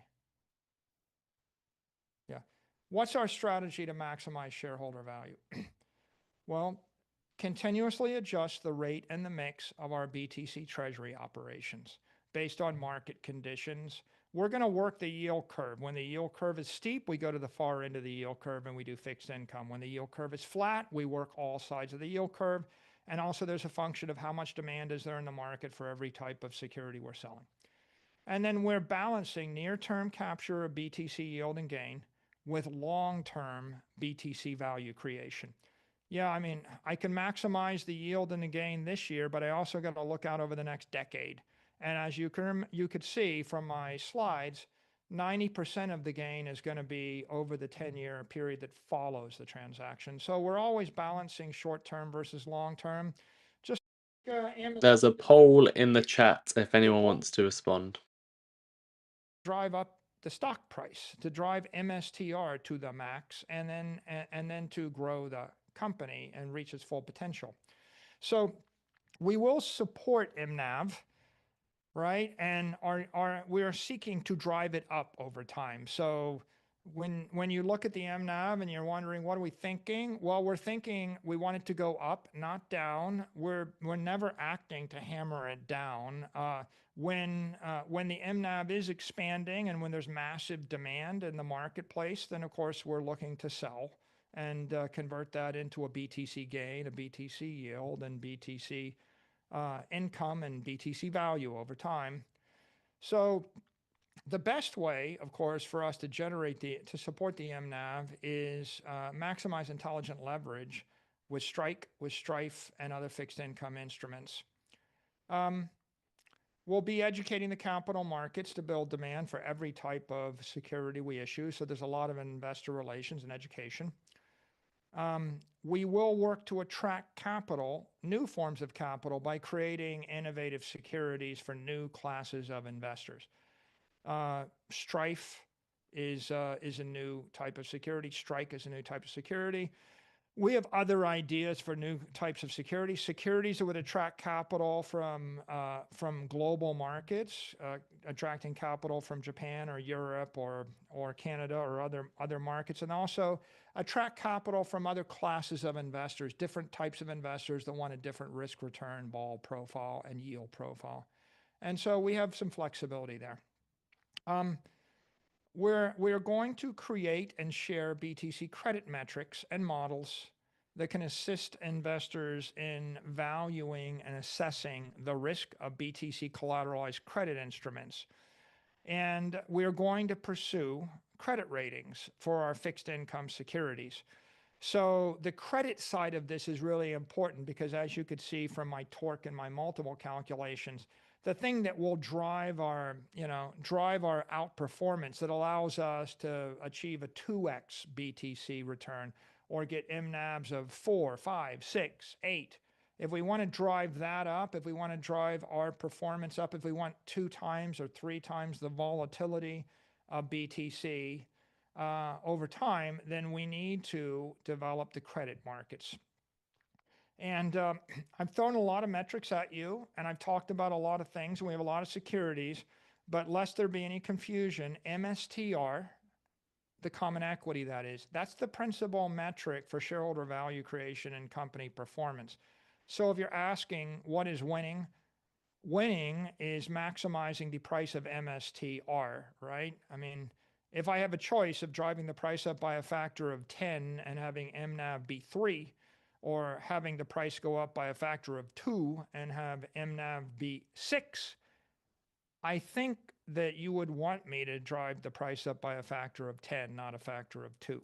So we're always thinking about what is going to maximize MSTR, shareholder value creation, and we're balancing every other metric against it. Now, I've talked about BTC credit, and that's important to our strategy. So why don't we go into a bit more detail on that? Because I think that's also very important. I'm going to share with you our BTC credit model and our credit analysis.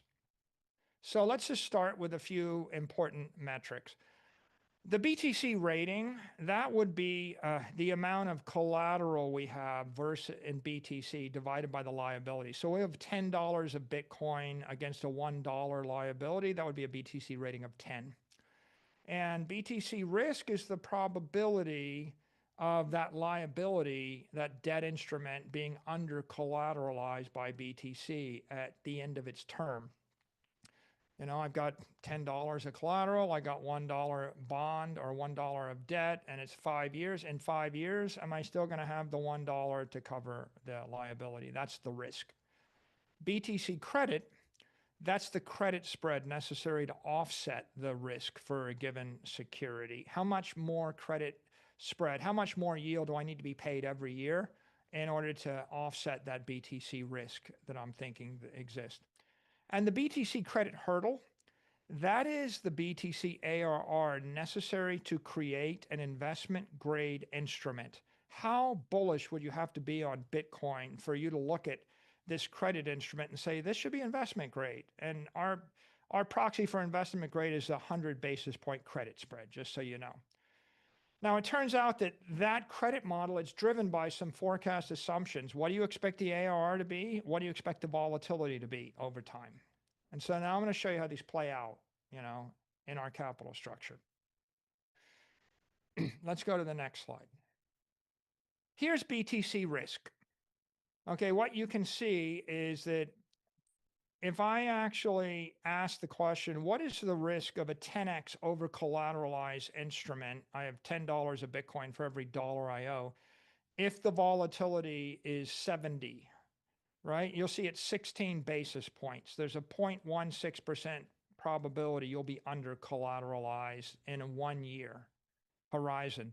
And of course, if you've only got $2 of Bitcoin for every dollar of debt and you've got a 70 vol, there's a 26% BTC risk. So there's a zone, high volatility, low BTC rating, where you're looking like junk. And there's another zone where you're looking like investment grade. Now let's take this and apply this to our capital structure.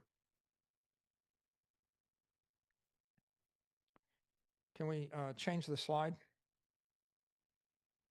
Okay. Sorry. This is a bit more elaborate BTC risk matrix. What this is showing you is how the risk builds up over time.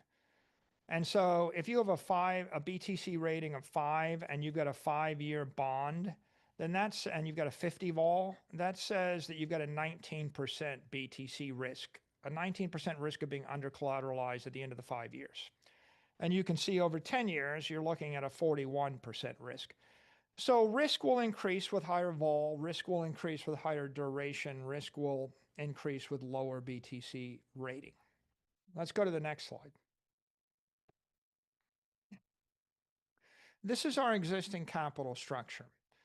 So I'm showing you 8 fixed income instruments. Let's assume that you're a skeptic. You actually think that Bitcoin is not going up. Bitcoin is going to trade 0% ARR for the next decade. So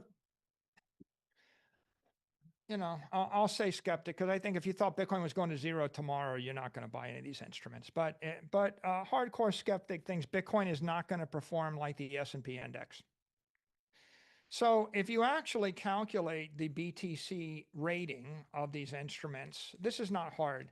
You can see the senior credit instruments is the 28 convert. It's 52 times over collateralized.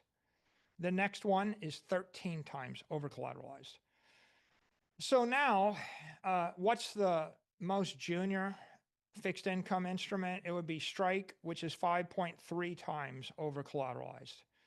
So what you can see is now, what is the BTC risk? Well, the duration of the converts is short. So the duration of the 28 note is 2.4. That means the risk is literally 0%. And the credit spread, the BTC credit you would have to offset the risk is rounded down from 1 basis point, it's 0. So there is 0 likelihood, a very, very small likelihood that we're not going to have $1 billion of Bitcoin collateral to pay this note off in 2.4 years. That makes intuitive sense, right? You have to have a 98% drawdown on the Bitcoin. Now the question is, what's the market credit spread? Well, the market thinks that that's a 500 credit spread instrument. So the pricing of that is 500 credit spread, market credit spread. The BTC credit rating is 0. That means the premium is 500 basis points. If we go to the 29 convert, what you can see is that the BTC credit calculation is 21 basis points for the skeptic. The market credit spread is 975 basis points. Massive spread premium. If you go to the 2030, you could take the 48 basis point BTC credit, compare it to the market credit spread of 1,075. So all down the line, what you see is for the converts, there are massive spread premiums. The market credit spreads are actually at the level of distressed debt. A junk bond index is like 380, 400 basis points. This is double junk, triple junk. It's like the market thinks that the company is going to fail tomorrow, and it trades the credit like that. But in fact, even if you're a skeptic on Bitcoin, the BTC credit rating would be somewhere between 21 and 200 bips. Now you can see how you would rate the preferreds. They have a longer duration, 10 and 11 years.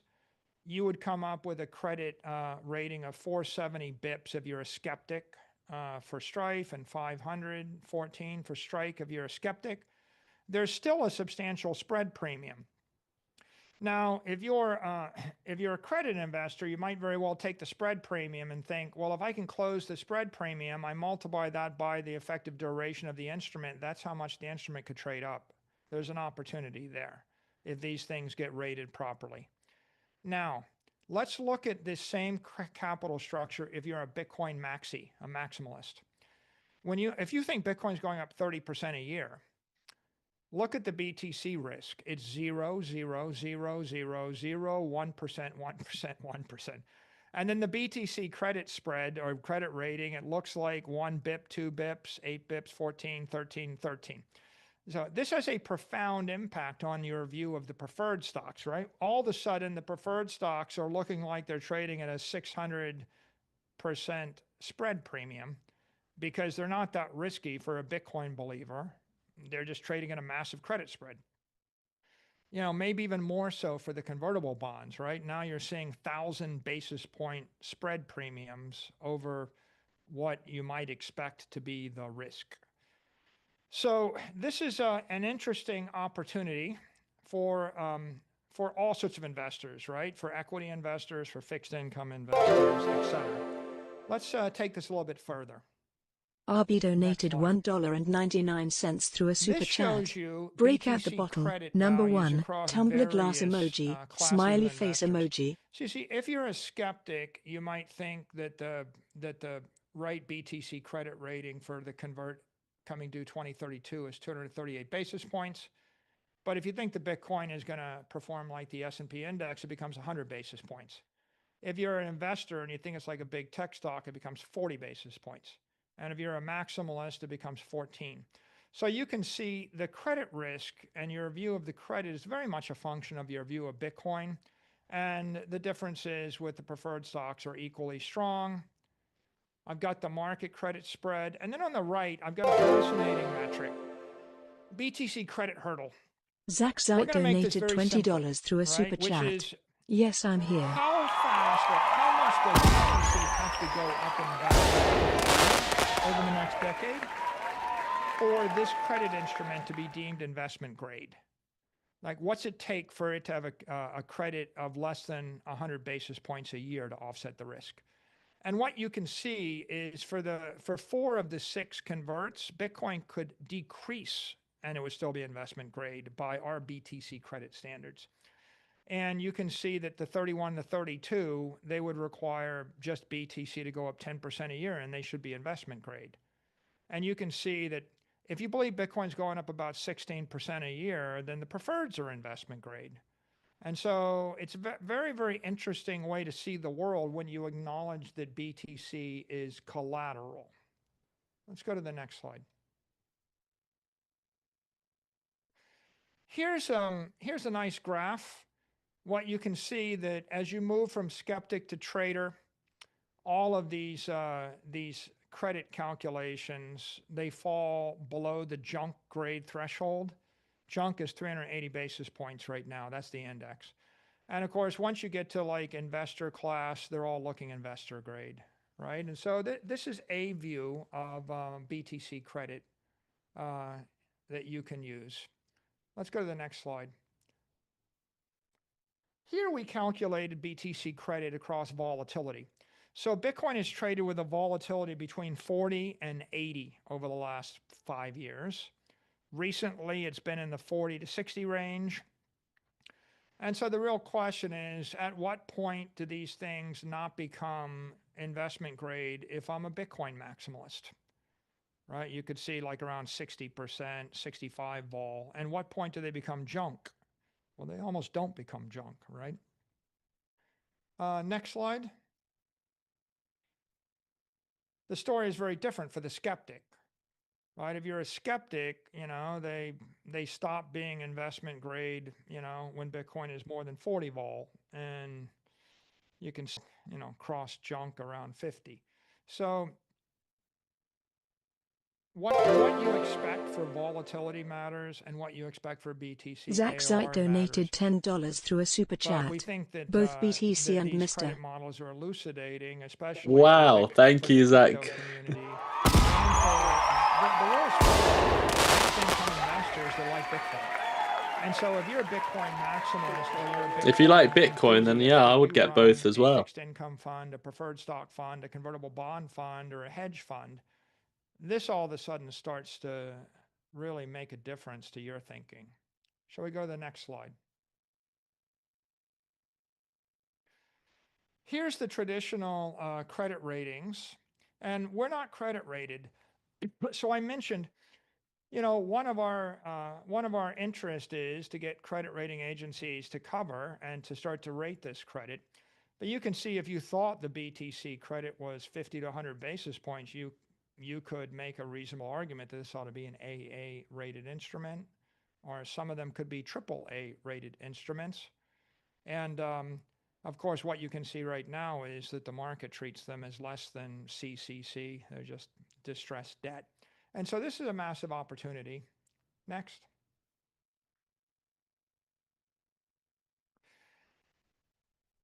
There are two ways to see the world. If you think about credit ratings, most credit ratings are created for companies that borrowed money that they don't have. And so a company needs $1 billion. They don't have the billion.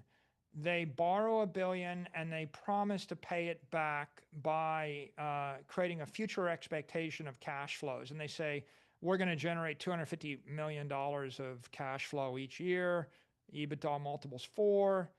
And so the credit rating agency is literally handicapping the future expectation of cash flows, and they're greenlighting the lending of money to a borrower that doesn't have the money. There's another way to see the world, which is a company on the Bitcoin standard. We already have the money.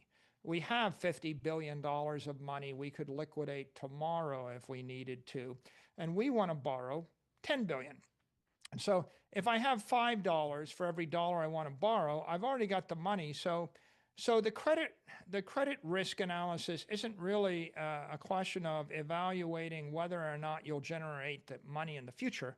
It's really just evaluating whether you're going to lose the money you already have.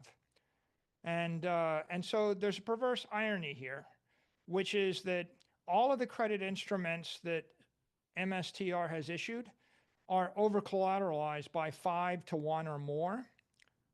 There isn't a single investment grade company in the United States that is over-collateralized by even 3 to 1.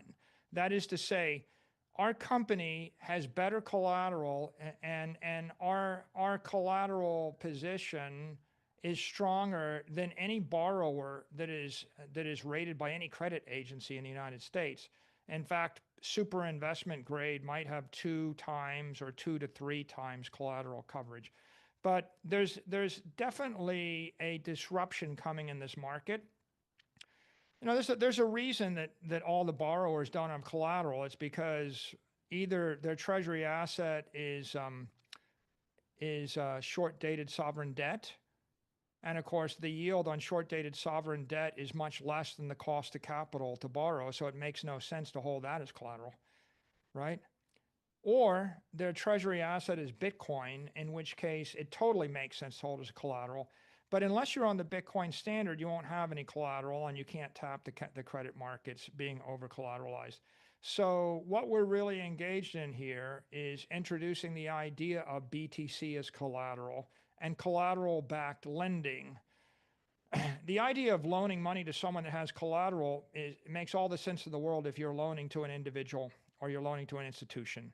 But it happens all the time. If you're JP Morgan or Citi and someone's got a large stock portfolio, you would loan to them based on that collateral. But it almost never happens with publicly traded companies, because publicly traded companies don't hold security portfolios, and they don't hold them because of securities laws that prevent them from capitalizing on securities. So we are driving a new way to see the world.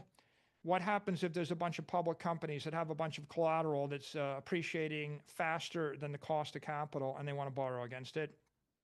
In theory, it all ought to become investment grade if you're properly collateralized at the right vol and the right BTC rating.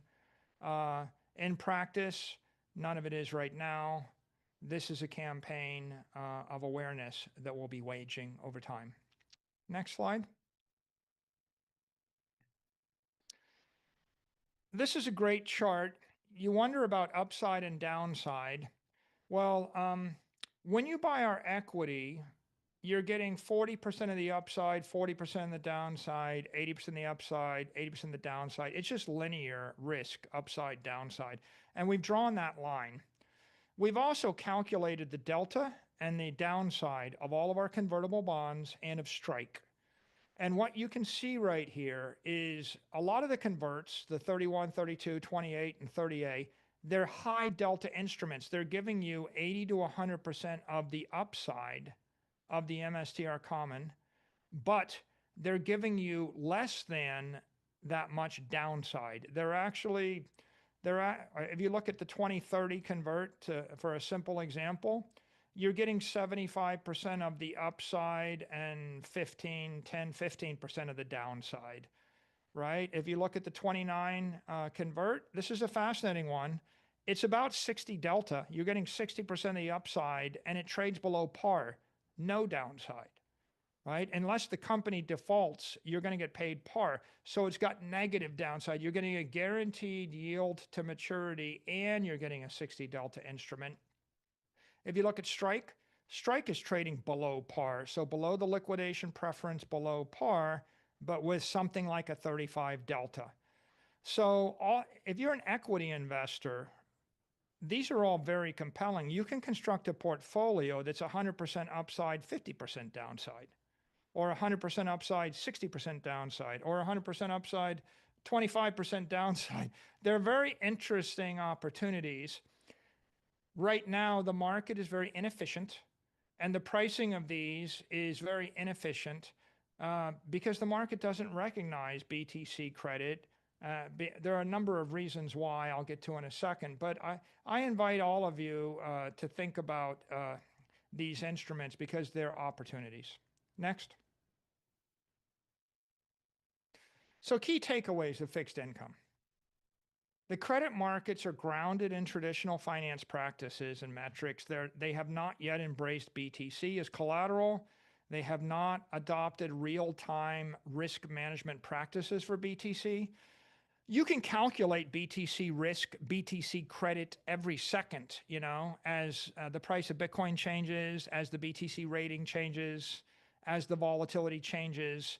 You can update it every day as the duration of the credit instruments shrinks, right? So traditional credit ratings are issued by an analyst once a year, and they go stale, and they're opaque. And you can now create very transparent crypto credit metrics. The market's not there yet, but this is an opportunity. The reason the credit instruments trade with such wide credit spreads is because the markets are traditional. Most of our MSTR convert investors, they're arbitrageurs. They're not Bitcoin investors. They're not equity investors. They're not bond investors. Basically, they're buying $100 million of the bond, shorting $80 million of the stock. And so they're not bringing $100 million of capital to the bond. They're bringing much less capital. That's one of the reasons I believe that the bonds are valued the way they are valued. If we have long Bitcoin investors, long MSTR investors, or long fixed income investors or credit investors start to enter this space, then I think we're going to see those credit spreads and those spread premiums compress. The OTC market is one of the culprits. It's very inefficient. It's constrained. There are 144A regulations. And you have to be a qualified institutional buyer. And that means most retail and a lot of investors, they can't buy these, or it's a pain to buy them. And so that impairs the bond value, that impairs the liquidity as well. And that creates much wider credit spreads. Now, I've laid out these BTC models, and so I believe that there are strong reasons to treat MSTR fixed income securities as investment grade, even though the market assigns credit spreads comparable to distressed debt. I think if you think about it, if people agree with me, if they agree with us and they like Bitcoin, they'll start to view Bitcoin not as a speculative asset, but as a safe haven asset. And they'll start to view these instruments not as distressed debt, but as investment grade debt. And so as the perceptions of BTC evolve from speculative asset to safe haven, which is massive discussion in the community all the time, it's reasonable to expect major credit rating agencies to begin rating the MSTR credit instruments. Just like we expect banks to embrace Bitcoin, just like we expect insurance companies to embrace, just like the US government the state, the local, the city governments are embracing Bitcoin. The credit rating industry is going to embrace Bitcoin. It's just a question of when, which we can't be sure of.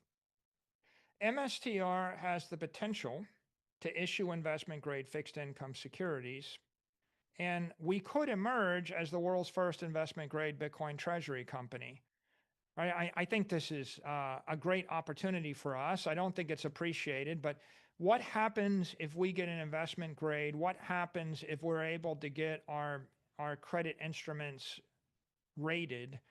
There will be new pools of capital, will be incorporated in new indexes, new classes of investors will be able to buy these things. That capital will flow into our securities, then into Bitcoin. It will be beneficial to BTC, to MSTR, to all of our fixed income and credit securities, and it'll be beneficial to all the investors.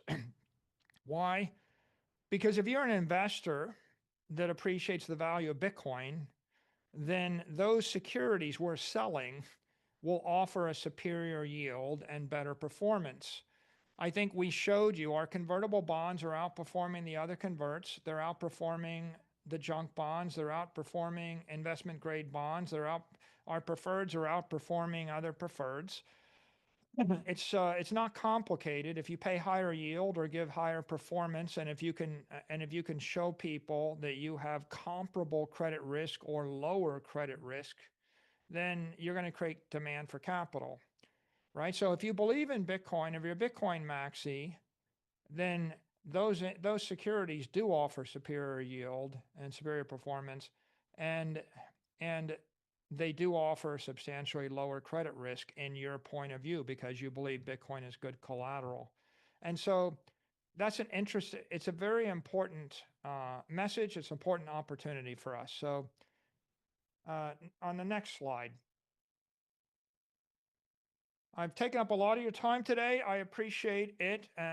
I appreciate all of your attention, and I'm pretty much nearing the end here. And I'll end with a call to action for all of you and for every interested investor, potential investor, anyone that's interested in Bitcoin or MSTR, or if you simply, are an interested investor in making the right decision. What would I suggest? I think our investors should contact Moody's, S&P, and Fitch.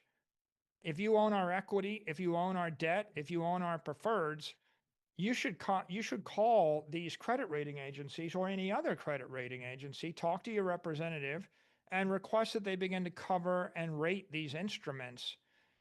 Everybody will benefit. When I say everybody, I mean the entire 400 million people that like crypto, everyone that owns Bitcoin, everyone that owns MSTR, all 55 million of our beneficiaries, everyone that owns the debt, the credit rating agencies will benefit, right? The fixed income investors will benefit, and the world will benefit, right? This is just a good thing for the world. It's inevitable that the credit rating industry should embrace Bitcoin and embrace this kind of lending. If you're an equity investor, I would suggest you consider, take a hard look at the MSTR convertible bonds and Strike. A lot of investors just have dismissed them out of hand because they're like, well, I just don't buy that. Or maybe they couldn't because it's over the counter, or maybe it's new or different, or they're just busy.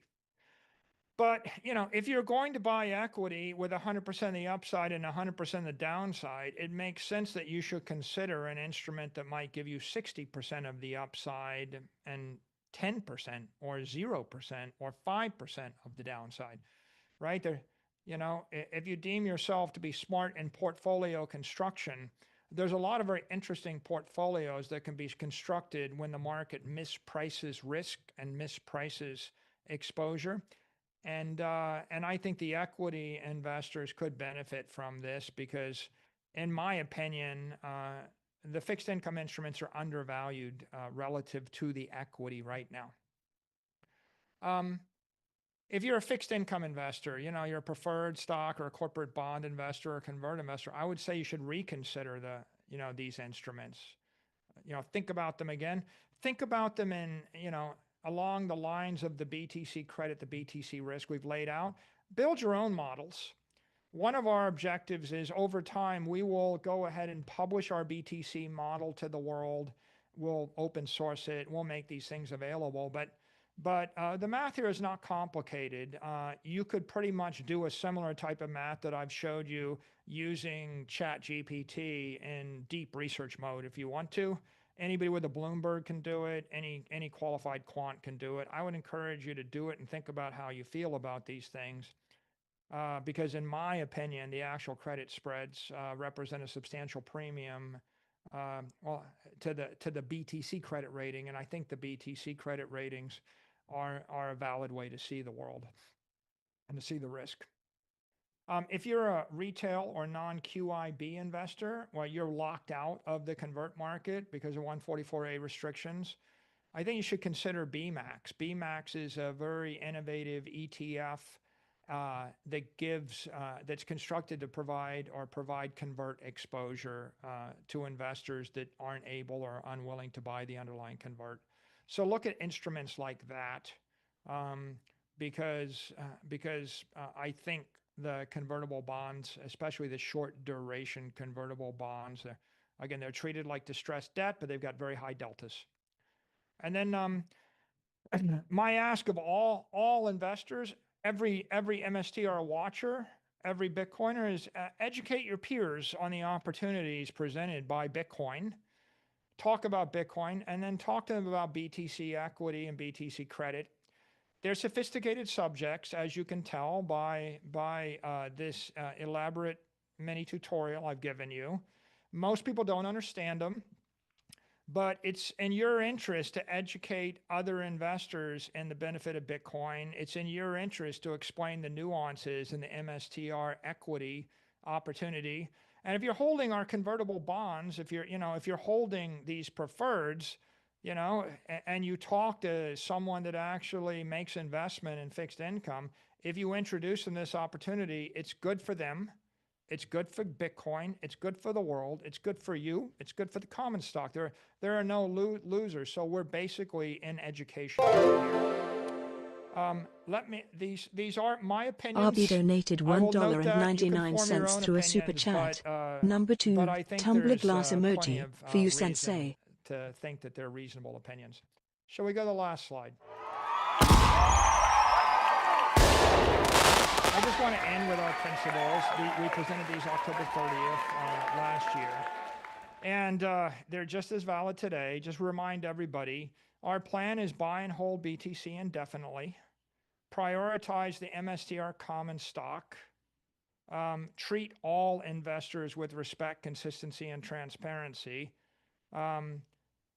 Structure our company to outperform BTC. We're working to create more vol, more leverage than BTC.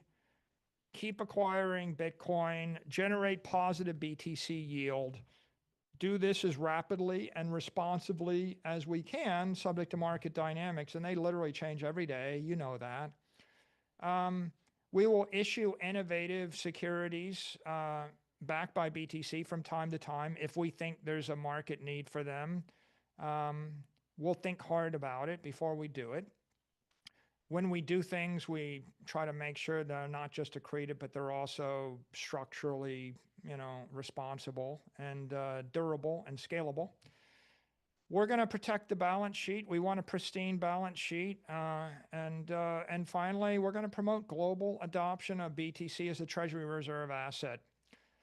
So with that, I want to thank you for your time. I really do appreciate it. I know this went long, but hopefully we gave you a lot of food for thought.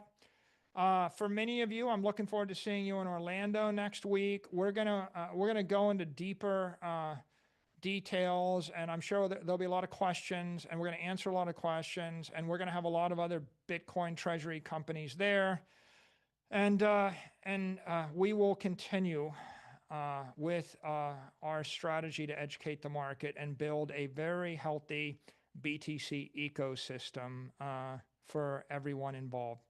So stand by, we might thank you have for your questions. support, and wishing you the best.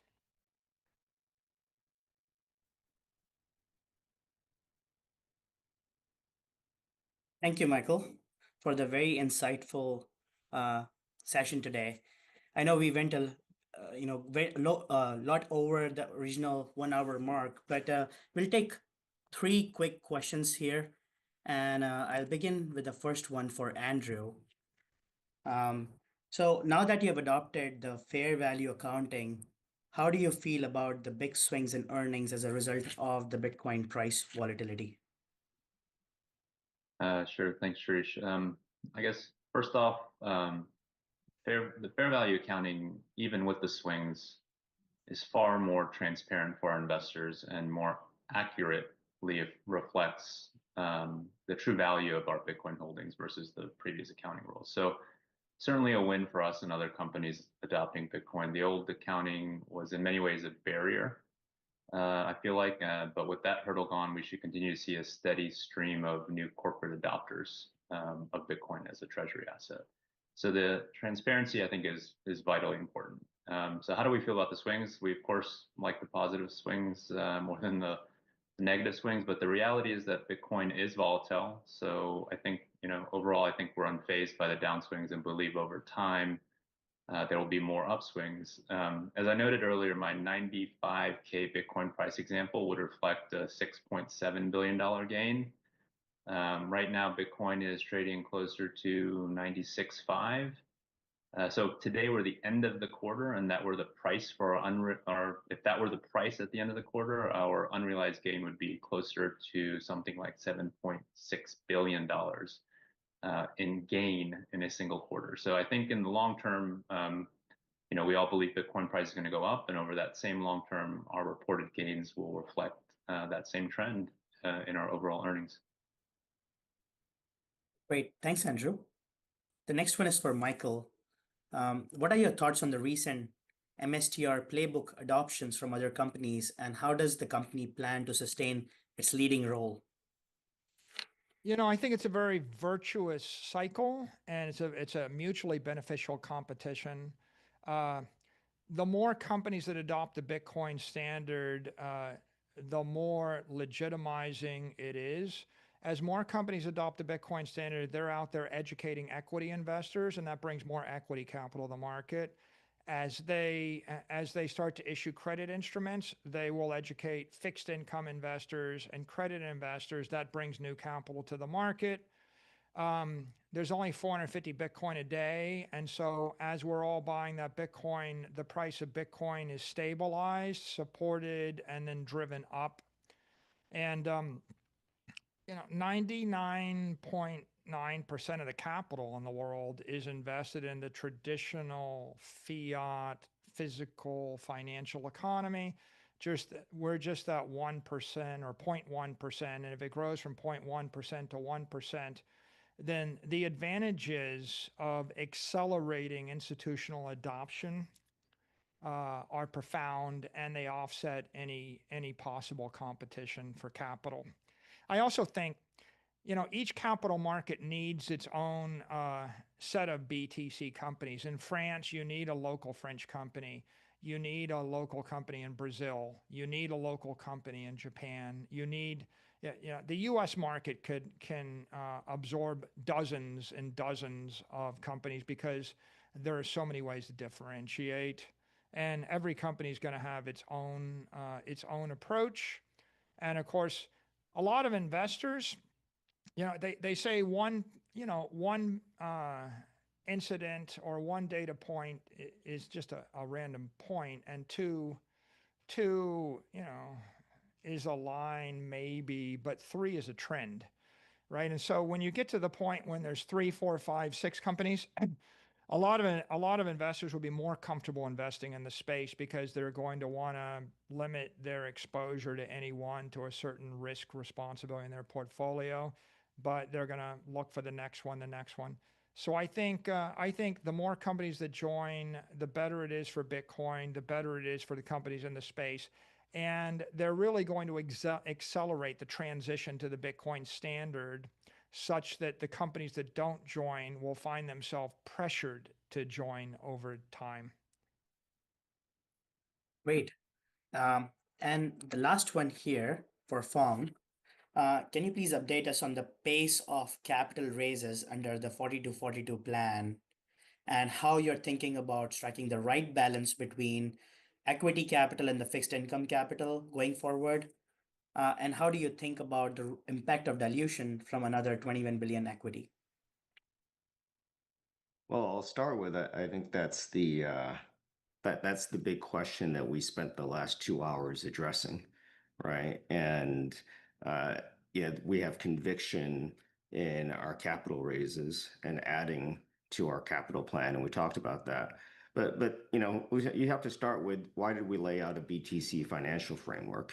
Because the existing fiat financial framework doesn't work for BTC. All right, so dilution, our BTC KPIs say we look at things on a BTC yield, BTC per share, BTC gain basis. And I think you saw in Mike's presentation, every single capital raise we've done via our ATM, if you look at our strategy.com website, has been accretive on a BTC yield and a BTC per share and a BTC gain basis. And so if we issue a ATM or equity at greater than 1 times MNAV, all other things being equal, that's accretive and it's not dilutive to shareholders. That said, if you look at our fixed income instruments, those are even more accretive. You look at BTC yield, all else being equal, but we need that fixed income market to become more mature and more efficient. As MNAV rises, the yield curve starts to flatten and issuing equity starts to look more and more like issuing fixed income. And fixed income instruments do require more BTC ARR to get positive income. But I think the ask and for all of us who are interested in Bitcoin is we need to develop and make that market for fixed income more efficient. And that's an opportunity for strategy, and that's an opportunity for Bitcoin. It's not lost on us that we've pushed the ATM more heavily than we've pushed fixed income, but the market for fixed income is actually larger than the market for equity. So it's incumbent upon us, Bitcoin folks, to make the fixed income market become more efficient. We're going to work on that. And as that happens, we're going to continue to issue equity, issue debt, and we're going to do it in a way that's accretive to our shareholders. So I think the more everyone processes the last couple of hours, they'll start to understand the BTC financial framework, and they'll understand how we at Strategy think about what we're doing to raise capital. Excellent. I think that brings us to the end of this webinar. So any final remarks from Fong? Yeah, I want to share with Mike and Andrew and Sharish, thanks for everybody for sitting through and understanding more about how we think about Bitcoin and think about strategy over the last 2 hours and 10 minutes. We appreciate all of your support. For those who will be in Orlando next week, very excited to meet and interact with all of you. Those who won't, we'll talk to you again in 12 weeks or so. Welcome to our audience. There it was, the MSTR earnings. Thank you for everyone who stayed with us during that. It was a long one, but again, it was an interesting one. Hearing Michael Saylor speak, it never fails to fascinate. I'm half the time I'm trying to listen to him. It's just he's obviously a very clever man, and I can't get anywhere near to his sort of brain levels and whatever you call it. He's a very clever man, and it's who knows. He could, as Martyn's just mentioned in the chat. Let's go to the chat for a second, and then we'll show you the chart and wrap it up. But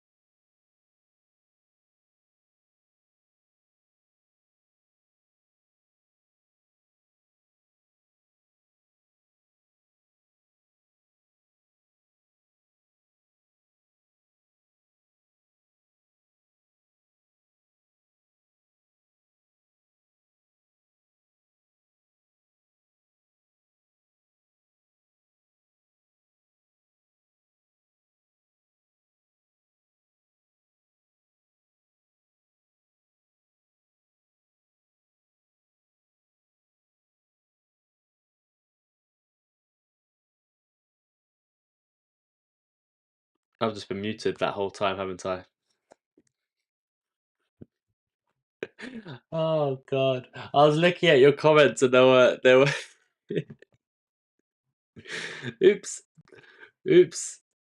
I wonder how I can. I'm gonna have to say everything again, aren't I? His battery has gone on his light as well. Shows. Oh no, that's so embarrassing. I apologize. Oh God, you can tell it's late. That's not even what I was saying. I said some pretty cool stuff, but you didn't get to hear it. And I wasn't looking at the comments because I was looking quite up. Oh God, I apologize. That's funny though. That's what happens. So, what was I saying? Yeah, what was I saying? I was saying what a earnings call. Michael Saylor, he is he a quant artist? Is he not? Who knows? I think he's a visionary, but it's interesting to always hear him. It's very interesting to hear his thoughts. I mean, every time he speaks, he's so deep into this Bitcoin thing. He knows what he's talking about. I try and lock in and listen to what he's saying, and then my mind goes in different places because it's very complicated stuff he's talking about. But to who it matters, those institutions getting involved, those companies adopting his playbook, that's who it matters to. They understand what he's saying, and that's his goal. He doesn't care if I understand or a retail investor understands. The message to the normal retail investor, he said, was tell everyone to buy Bitcoin and get involved. So at the end of the day, it was a good earnings. He's a very, very clever man. I can't keep up with him. Thank you. RB donated $4.99 through a super chat. Thank you. Get some rest and I'll have number 3 for ya. Tumbler glass emoji, cool face emoji. Both my lights are plugged in at the moment, Martin, just to let you know. I can bring this one. This one's actually a bit high at the moment. Maybe this will help. There we go. It's just nighttime in the UK and the light goes, but and it reflects off back here. But yeah, both my lights are on. Anyway, in terms of MicroStrategy, good earnings call, nothing too bad. It's down about 0.77%. We're going to have a quick look at the chart. But it's great to always hear Michael Saylor, and he's never changes his tune. He always gets more and more bullish. His message to the normal retail investor is spread the word, Bitcoin's great. And his message to his sales pitch was to business owners and people of that sort. So thank you, Zach Zate, for the suggestion. Let's have a quick look at the chart. Yeah, both lights are basically plug-in now. One is portable, but it's always plugged in. It has got darker in here, though. Maybe I think let's turn these lights to white. Here we go. There we go. More light in the studio. MSTR, some troll came in and started talking about technical analysis. Look, when I put a blue line there, that means if we get a confirmed breakout, we're going to the upside. This trend line hasn't officially really broken yet. We had a small breakout, but it didn't get confirmed. It came straight back below it. So we are looking at this line. And again, we're looking at the 5-minute time frame. We're just looking during the earnings. This is not, we didn't even speak about the chart. It is just something very much to see what happens during the earnings. Very just a bit of fun, really. I mean, I don't know what he was on about. It was just 5-minute technical analysis. No one really trades off a 5-minute time frame, but you can see there is a trend line towards the downside. Once it breaks, you'll get a bit of movement to the upside. That's not the charts we like to look at. We like to look at a more long-term view, and the long-term view is you've got your next level of resistance at $473. You've got your support at $230. Do I think we're going to go all the way back down to $230? No. Would I keep some money on the side in case we go down lower? Yes, I would. $287, for example. But yeah, it's right now trying to break out of $402. If it does, $473. I am still long-term bullish on this stock, but I will always be cautious as it is very volatile. And I do see a potential if we go into a deep bear market, levels like $128 are not off the cards. Unlikely, but not off the cards. Let's have a final look at your comments. Thank you all for staying with us. That was a long one.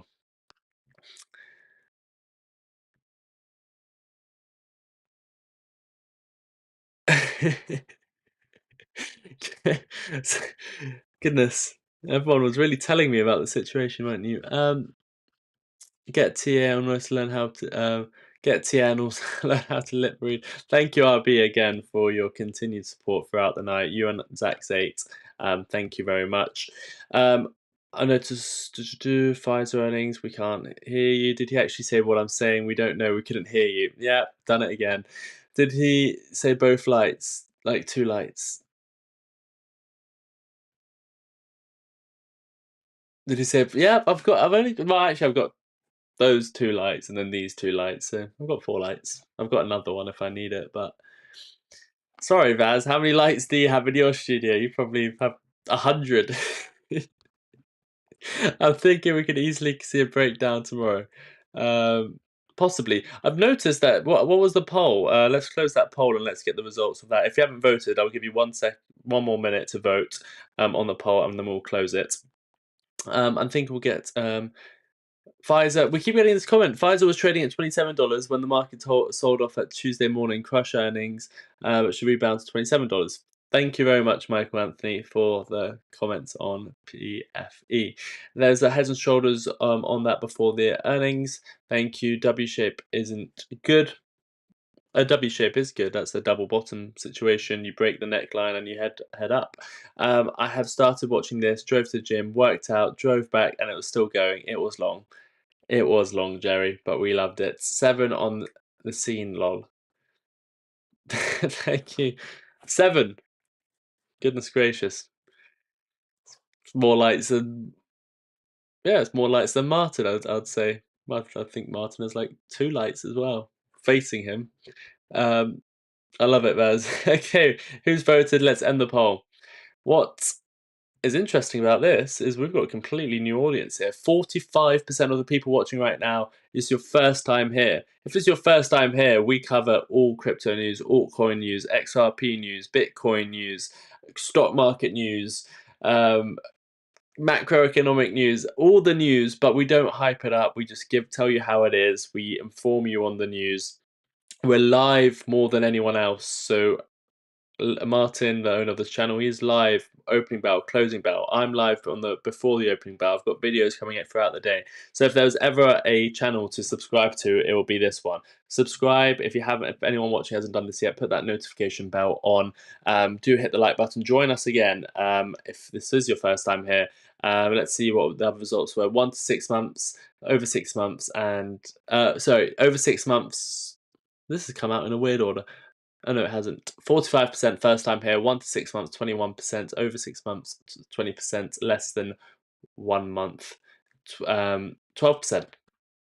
So a lot of first time viewers here. Let me know in your chat if this is your first time here. TJ, only if we burst out above tomorrow, because of these earnings, it's looking like despair in the short term. Yeah, I mean, let me give you an overview of the earnings again, and then we'll wrap up the show, and I'll see you guys in the morning. But before we do, let me just get this back up and running. Here is the main chart. Revenue 111 million, a 3.6% decrease here. Shall we just let our special voice read this out to you guys? For more detailed information, financial overview. Revenue, $111.1 million, a 3.6% decrease year over year, missing analyst expectations of $116.6 A very small miss, nothing million. Net loss, 4.2% $2 billion, or $16.49 per share, significantly wider than the prior year's loss of $53.1 million, 31 cents per share. This substantial loss was primarily due to a $5.91 billion unrealized loss on Bitcoin holdings, following the adoption of fair value accounting standards.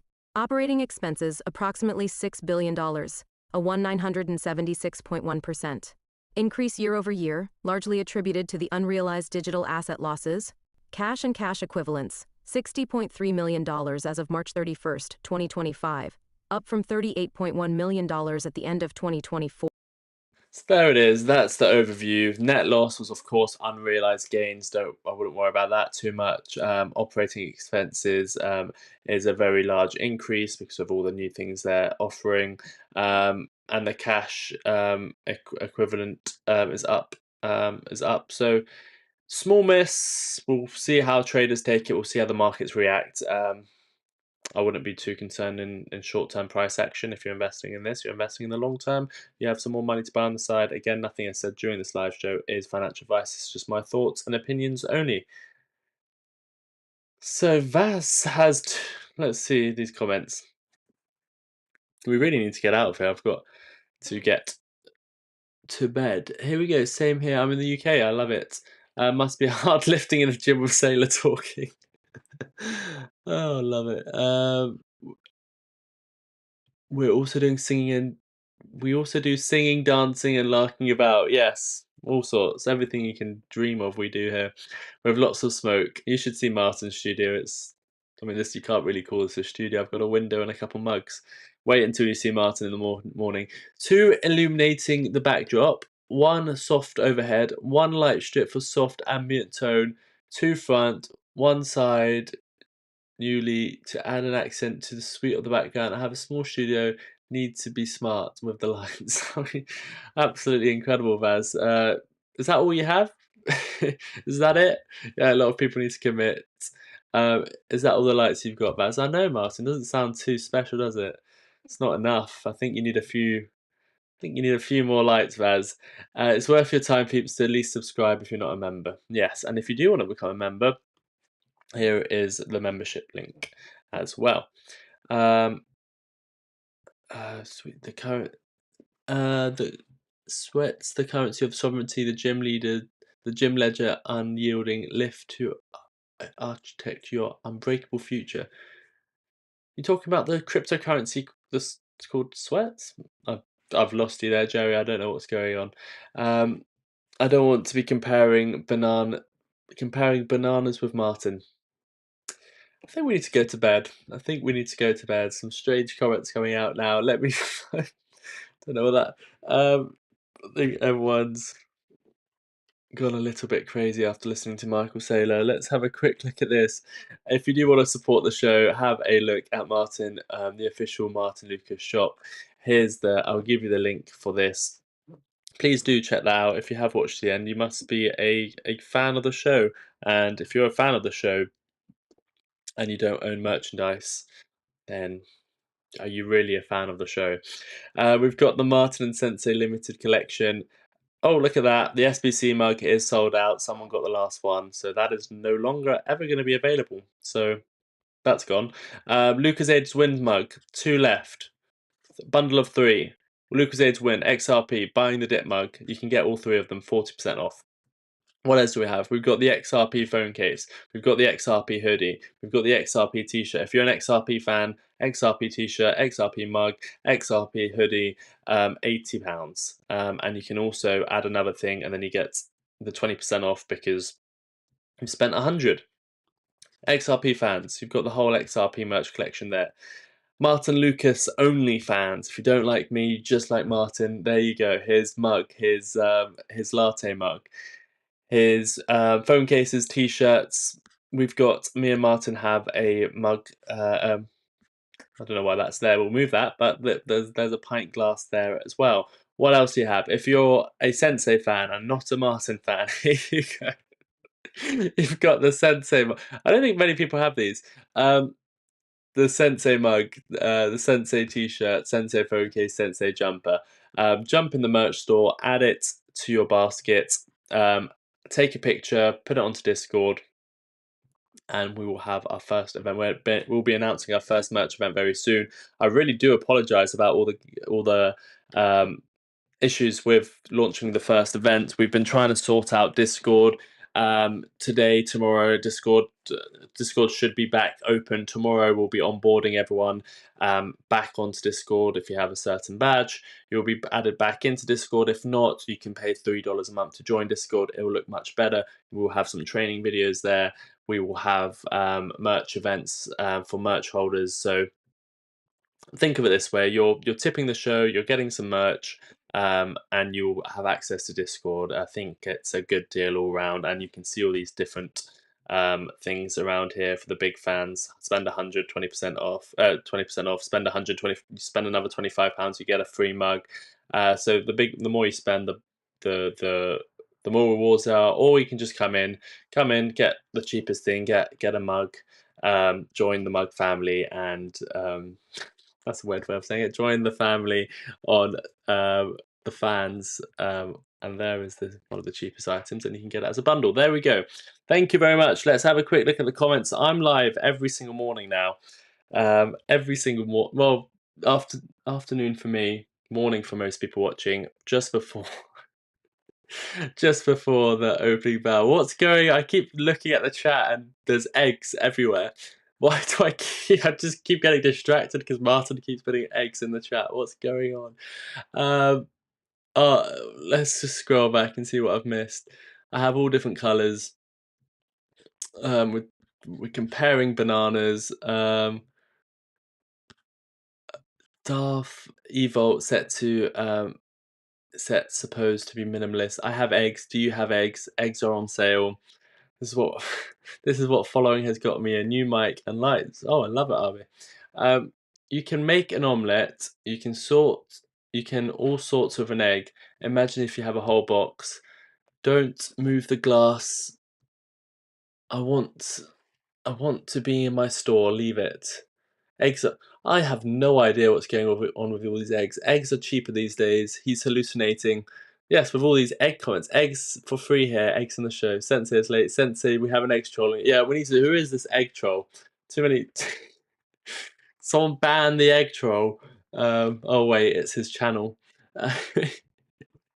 Hello, eggs for free on the show. I want mine. Should we give away a mug? Martyn's trolling my show. Should I just give away one of his mugs? Should we do like a 50%? We can't give away a mug. I think that will be ridiculous. Should we do some? What should we do? Should we flip a coin? Flip a coin. If it lands on, everyone say, okay, we're gonna flip a coin. If it lands on something, we'll do a 70% off offer for the first person who claims it. Okay, we literally can't do 100%, otherwise it really messes a few things up back office. So we'll do, I don't know what I'm doing. I really shouldn't be live at this time of night. I'll start doing stupid things. Let's do a poll, and then you get to choose heads or tails. Let's do it. Let's do it for fun. It's been a good show. How do I... Martyn's not in the studio. He can't stop me. This is the Sensei show now, so...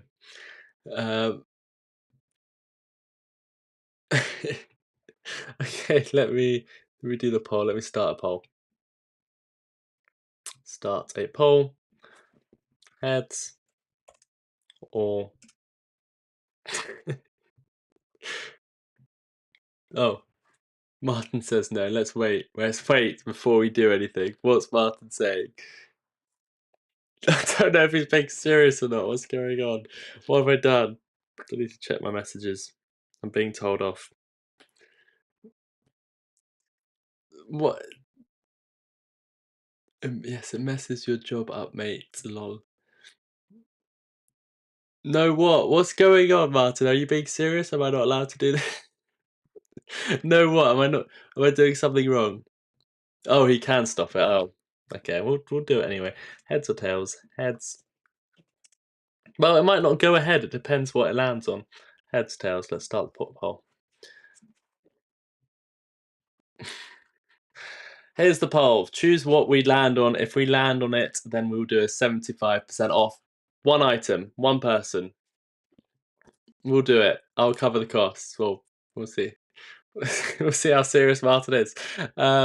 You've got 1 minute. Oh, wrong one. The year is 1991. Birds and people are living together in seemingly perfect harmony, until one day a young man catches fire. This is Phoenix.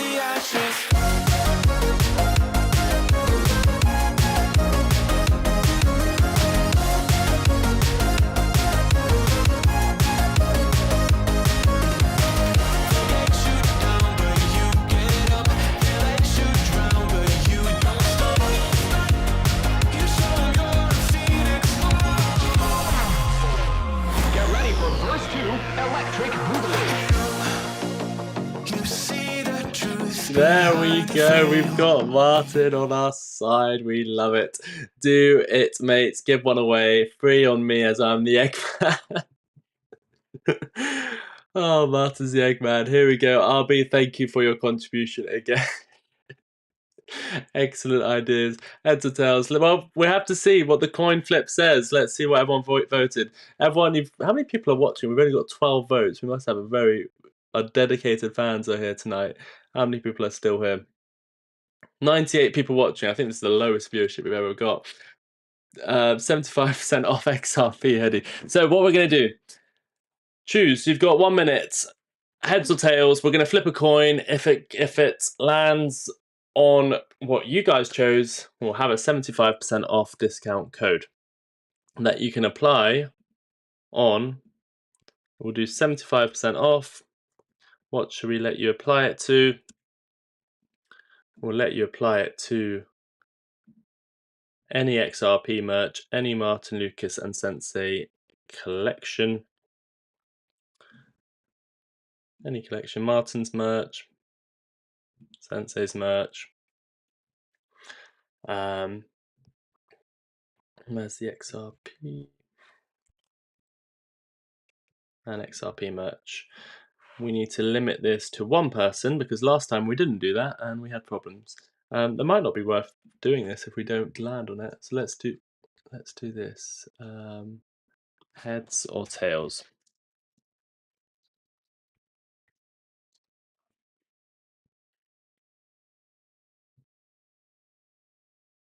God, I don't know what's going on.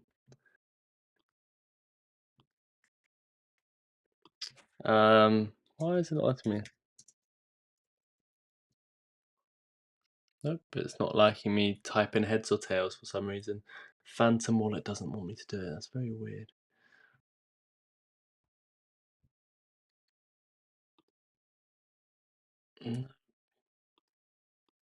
Something very weird's going on. Heads.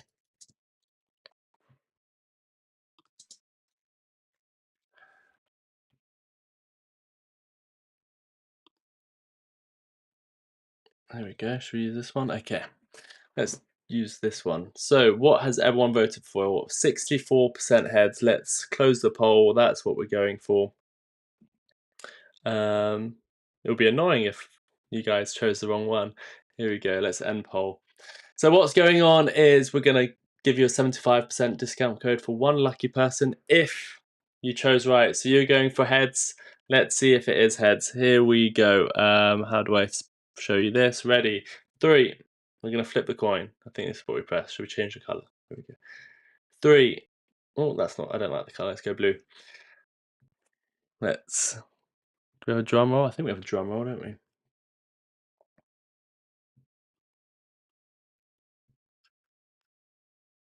We do have a drum roll. Where is it? Drum roll.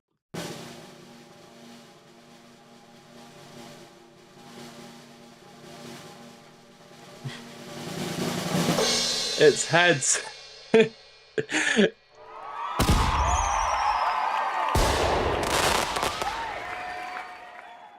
There you go. You guys got it right. Should we put some music on again? Now let's give you the year is 1991. Birds and people are living together in seemingly perfect harmony until one day a young man catches fire. This is Phoenix.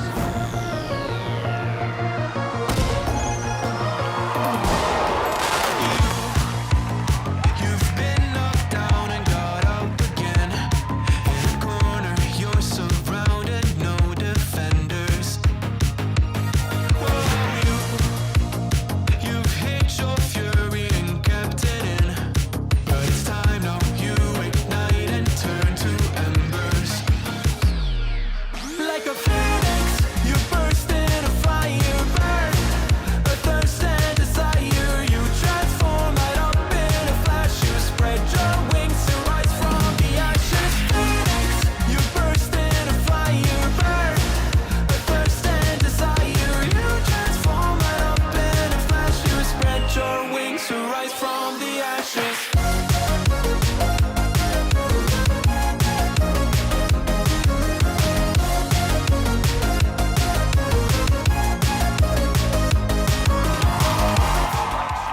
Okay, so how are we going to do this? Well, I'm going to give you the code and one person gets to use it. So you can only use it on one item.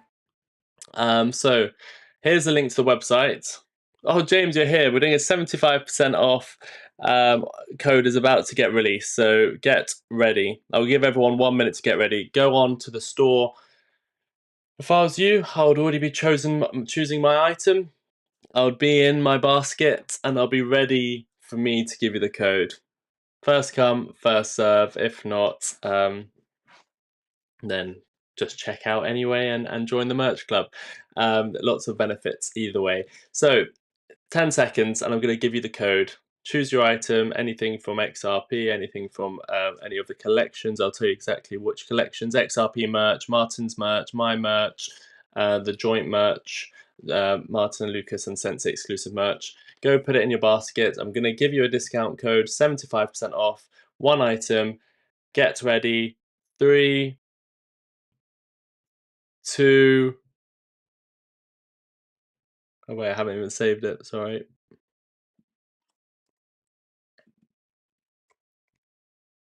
3,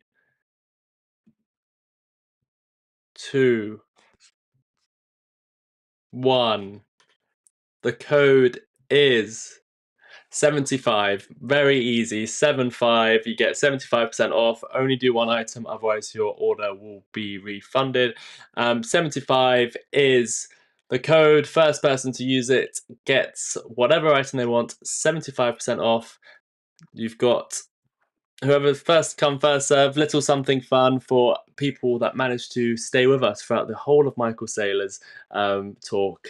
It is 40. It's 12:40 in the UK. Thank you all for tuning in. Oh, didn't mean to do that. What have I done? I've just done something very weird to my whole scene. I'm gonna have to set that up. Martyn's not gonna like. It's not gonna be aligned anymore. Here we go. Oh no. Disaster has struck on my scene. I apologize. I shouldn't stay live this long. Who's got it? Who won? Let's have a look. Did anyone manage to get it? Yes, someone's managed to get it, I think. I'm not going to name who. Someone managed to get a jumper. And it was Saab. He said it himself. I love it. He's got his jumper for $17. We love it. If you're still on the merch store, please do consider checking out. It does support the show anyway. You become part of the merch club and you get a cool piece of merch anyway. Thank you for everyone supporting the show today. Congratulations, Saab. I'd love to see you with that jumper on. We love it. Congratulations, Saab. You are the winner. Yes, with the shipping on top. We love it, Saab. Thank you for everyone tuning in. Until next time, take care of yourselves. Let's see if anyone else has got to comment. I want to see if anyone else is responding to... Oh, I couldn't enter in time. Sorry, James. Maybe next time. Congrats, I don't have enough money on the account right now, so I'm going to have to wait. Oh, no problem. Thank you, everyone. Bargains, bargains, much cheapness, thanks. Yes, if you're still actually on... If anyone else is on the merch store, there's only 2 of these left, so we'll tell you everything here. Something's going weird here. Just for anyone who wants to collect the mugs, and just because for some reason I like the audience tonight more than normal, I'm not sure why. If you go onto the... Yes, sorry, Martyn, it's a hoodie. I know. I should have limited it to mugs. Yeah. Anyway, sorry. Ignore that for a second, Martyn. Anyone who's watching, we're giving you all the special insights tonight. This is why you should always watch the show. 3 mugs. And there's a bundle. However, the bundle will end as soon as these, there's only 2 of the Lucozade Win mugs out there. So if you want the cheapest the mug's ever going to be, 3 mugs for £38. That's nearly £10 a mug, which is cheap when you have to, it's literally retail cost when you have to print on each of these mugs. Anyway, if you want all 3 of them, you can get them for £38, and there's only 2 bundles left. So once that bundle goes, this 40% off deal is not there. Let's see if we can give you any more hints and hints and tricks. If you get this plus a jumper, I think you're very much close to getting the 20% off as well. And then if you buy another mug, you get a free mug. So if that was me, that's how I'd do it. But thank you for everyone tuning in. If you just want to get one item, get the cheapest mug, join the club, join the fan club. That will be brilliant as well. Oh, I've done something. I've gone back to my old setup. Oh no, everything's going wrong. I apologize. That doesn't look good. Here we go. You can see the massive difference now, can't you? Yes, it was a hoodie. Thanks, Sensei. Good evening. See you on the next one. Thank you all for tuning in. When am I live next? I'll be live straight right before Martyn's opening bell show, an hour before he normally goes live, 12:30 UK time, an hour before, 2 hours before the opening bell. See you all there. Thank you for tuning in. Until next time. I love the show. Brilliant. Thank you, Martyn, for letting me cover the MicroStrategy earnings. I was very happy to step in. Until next time, take care of yourselves and each other. Bye-bye, everyone.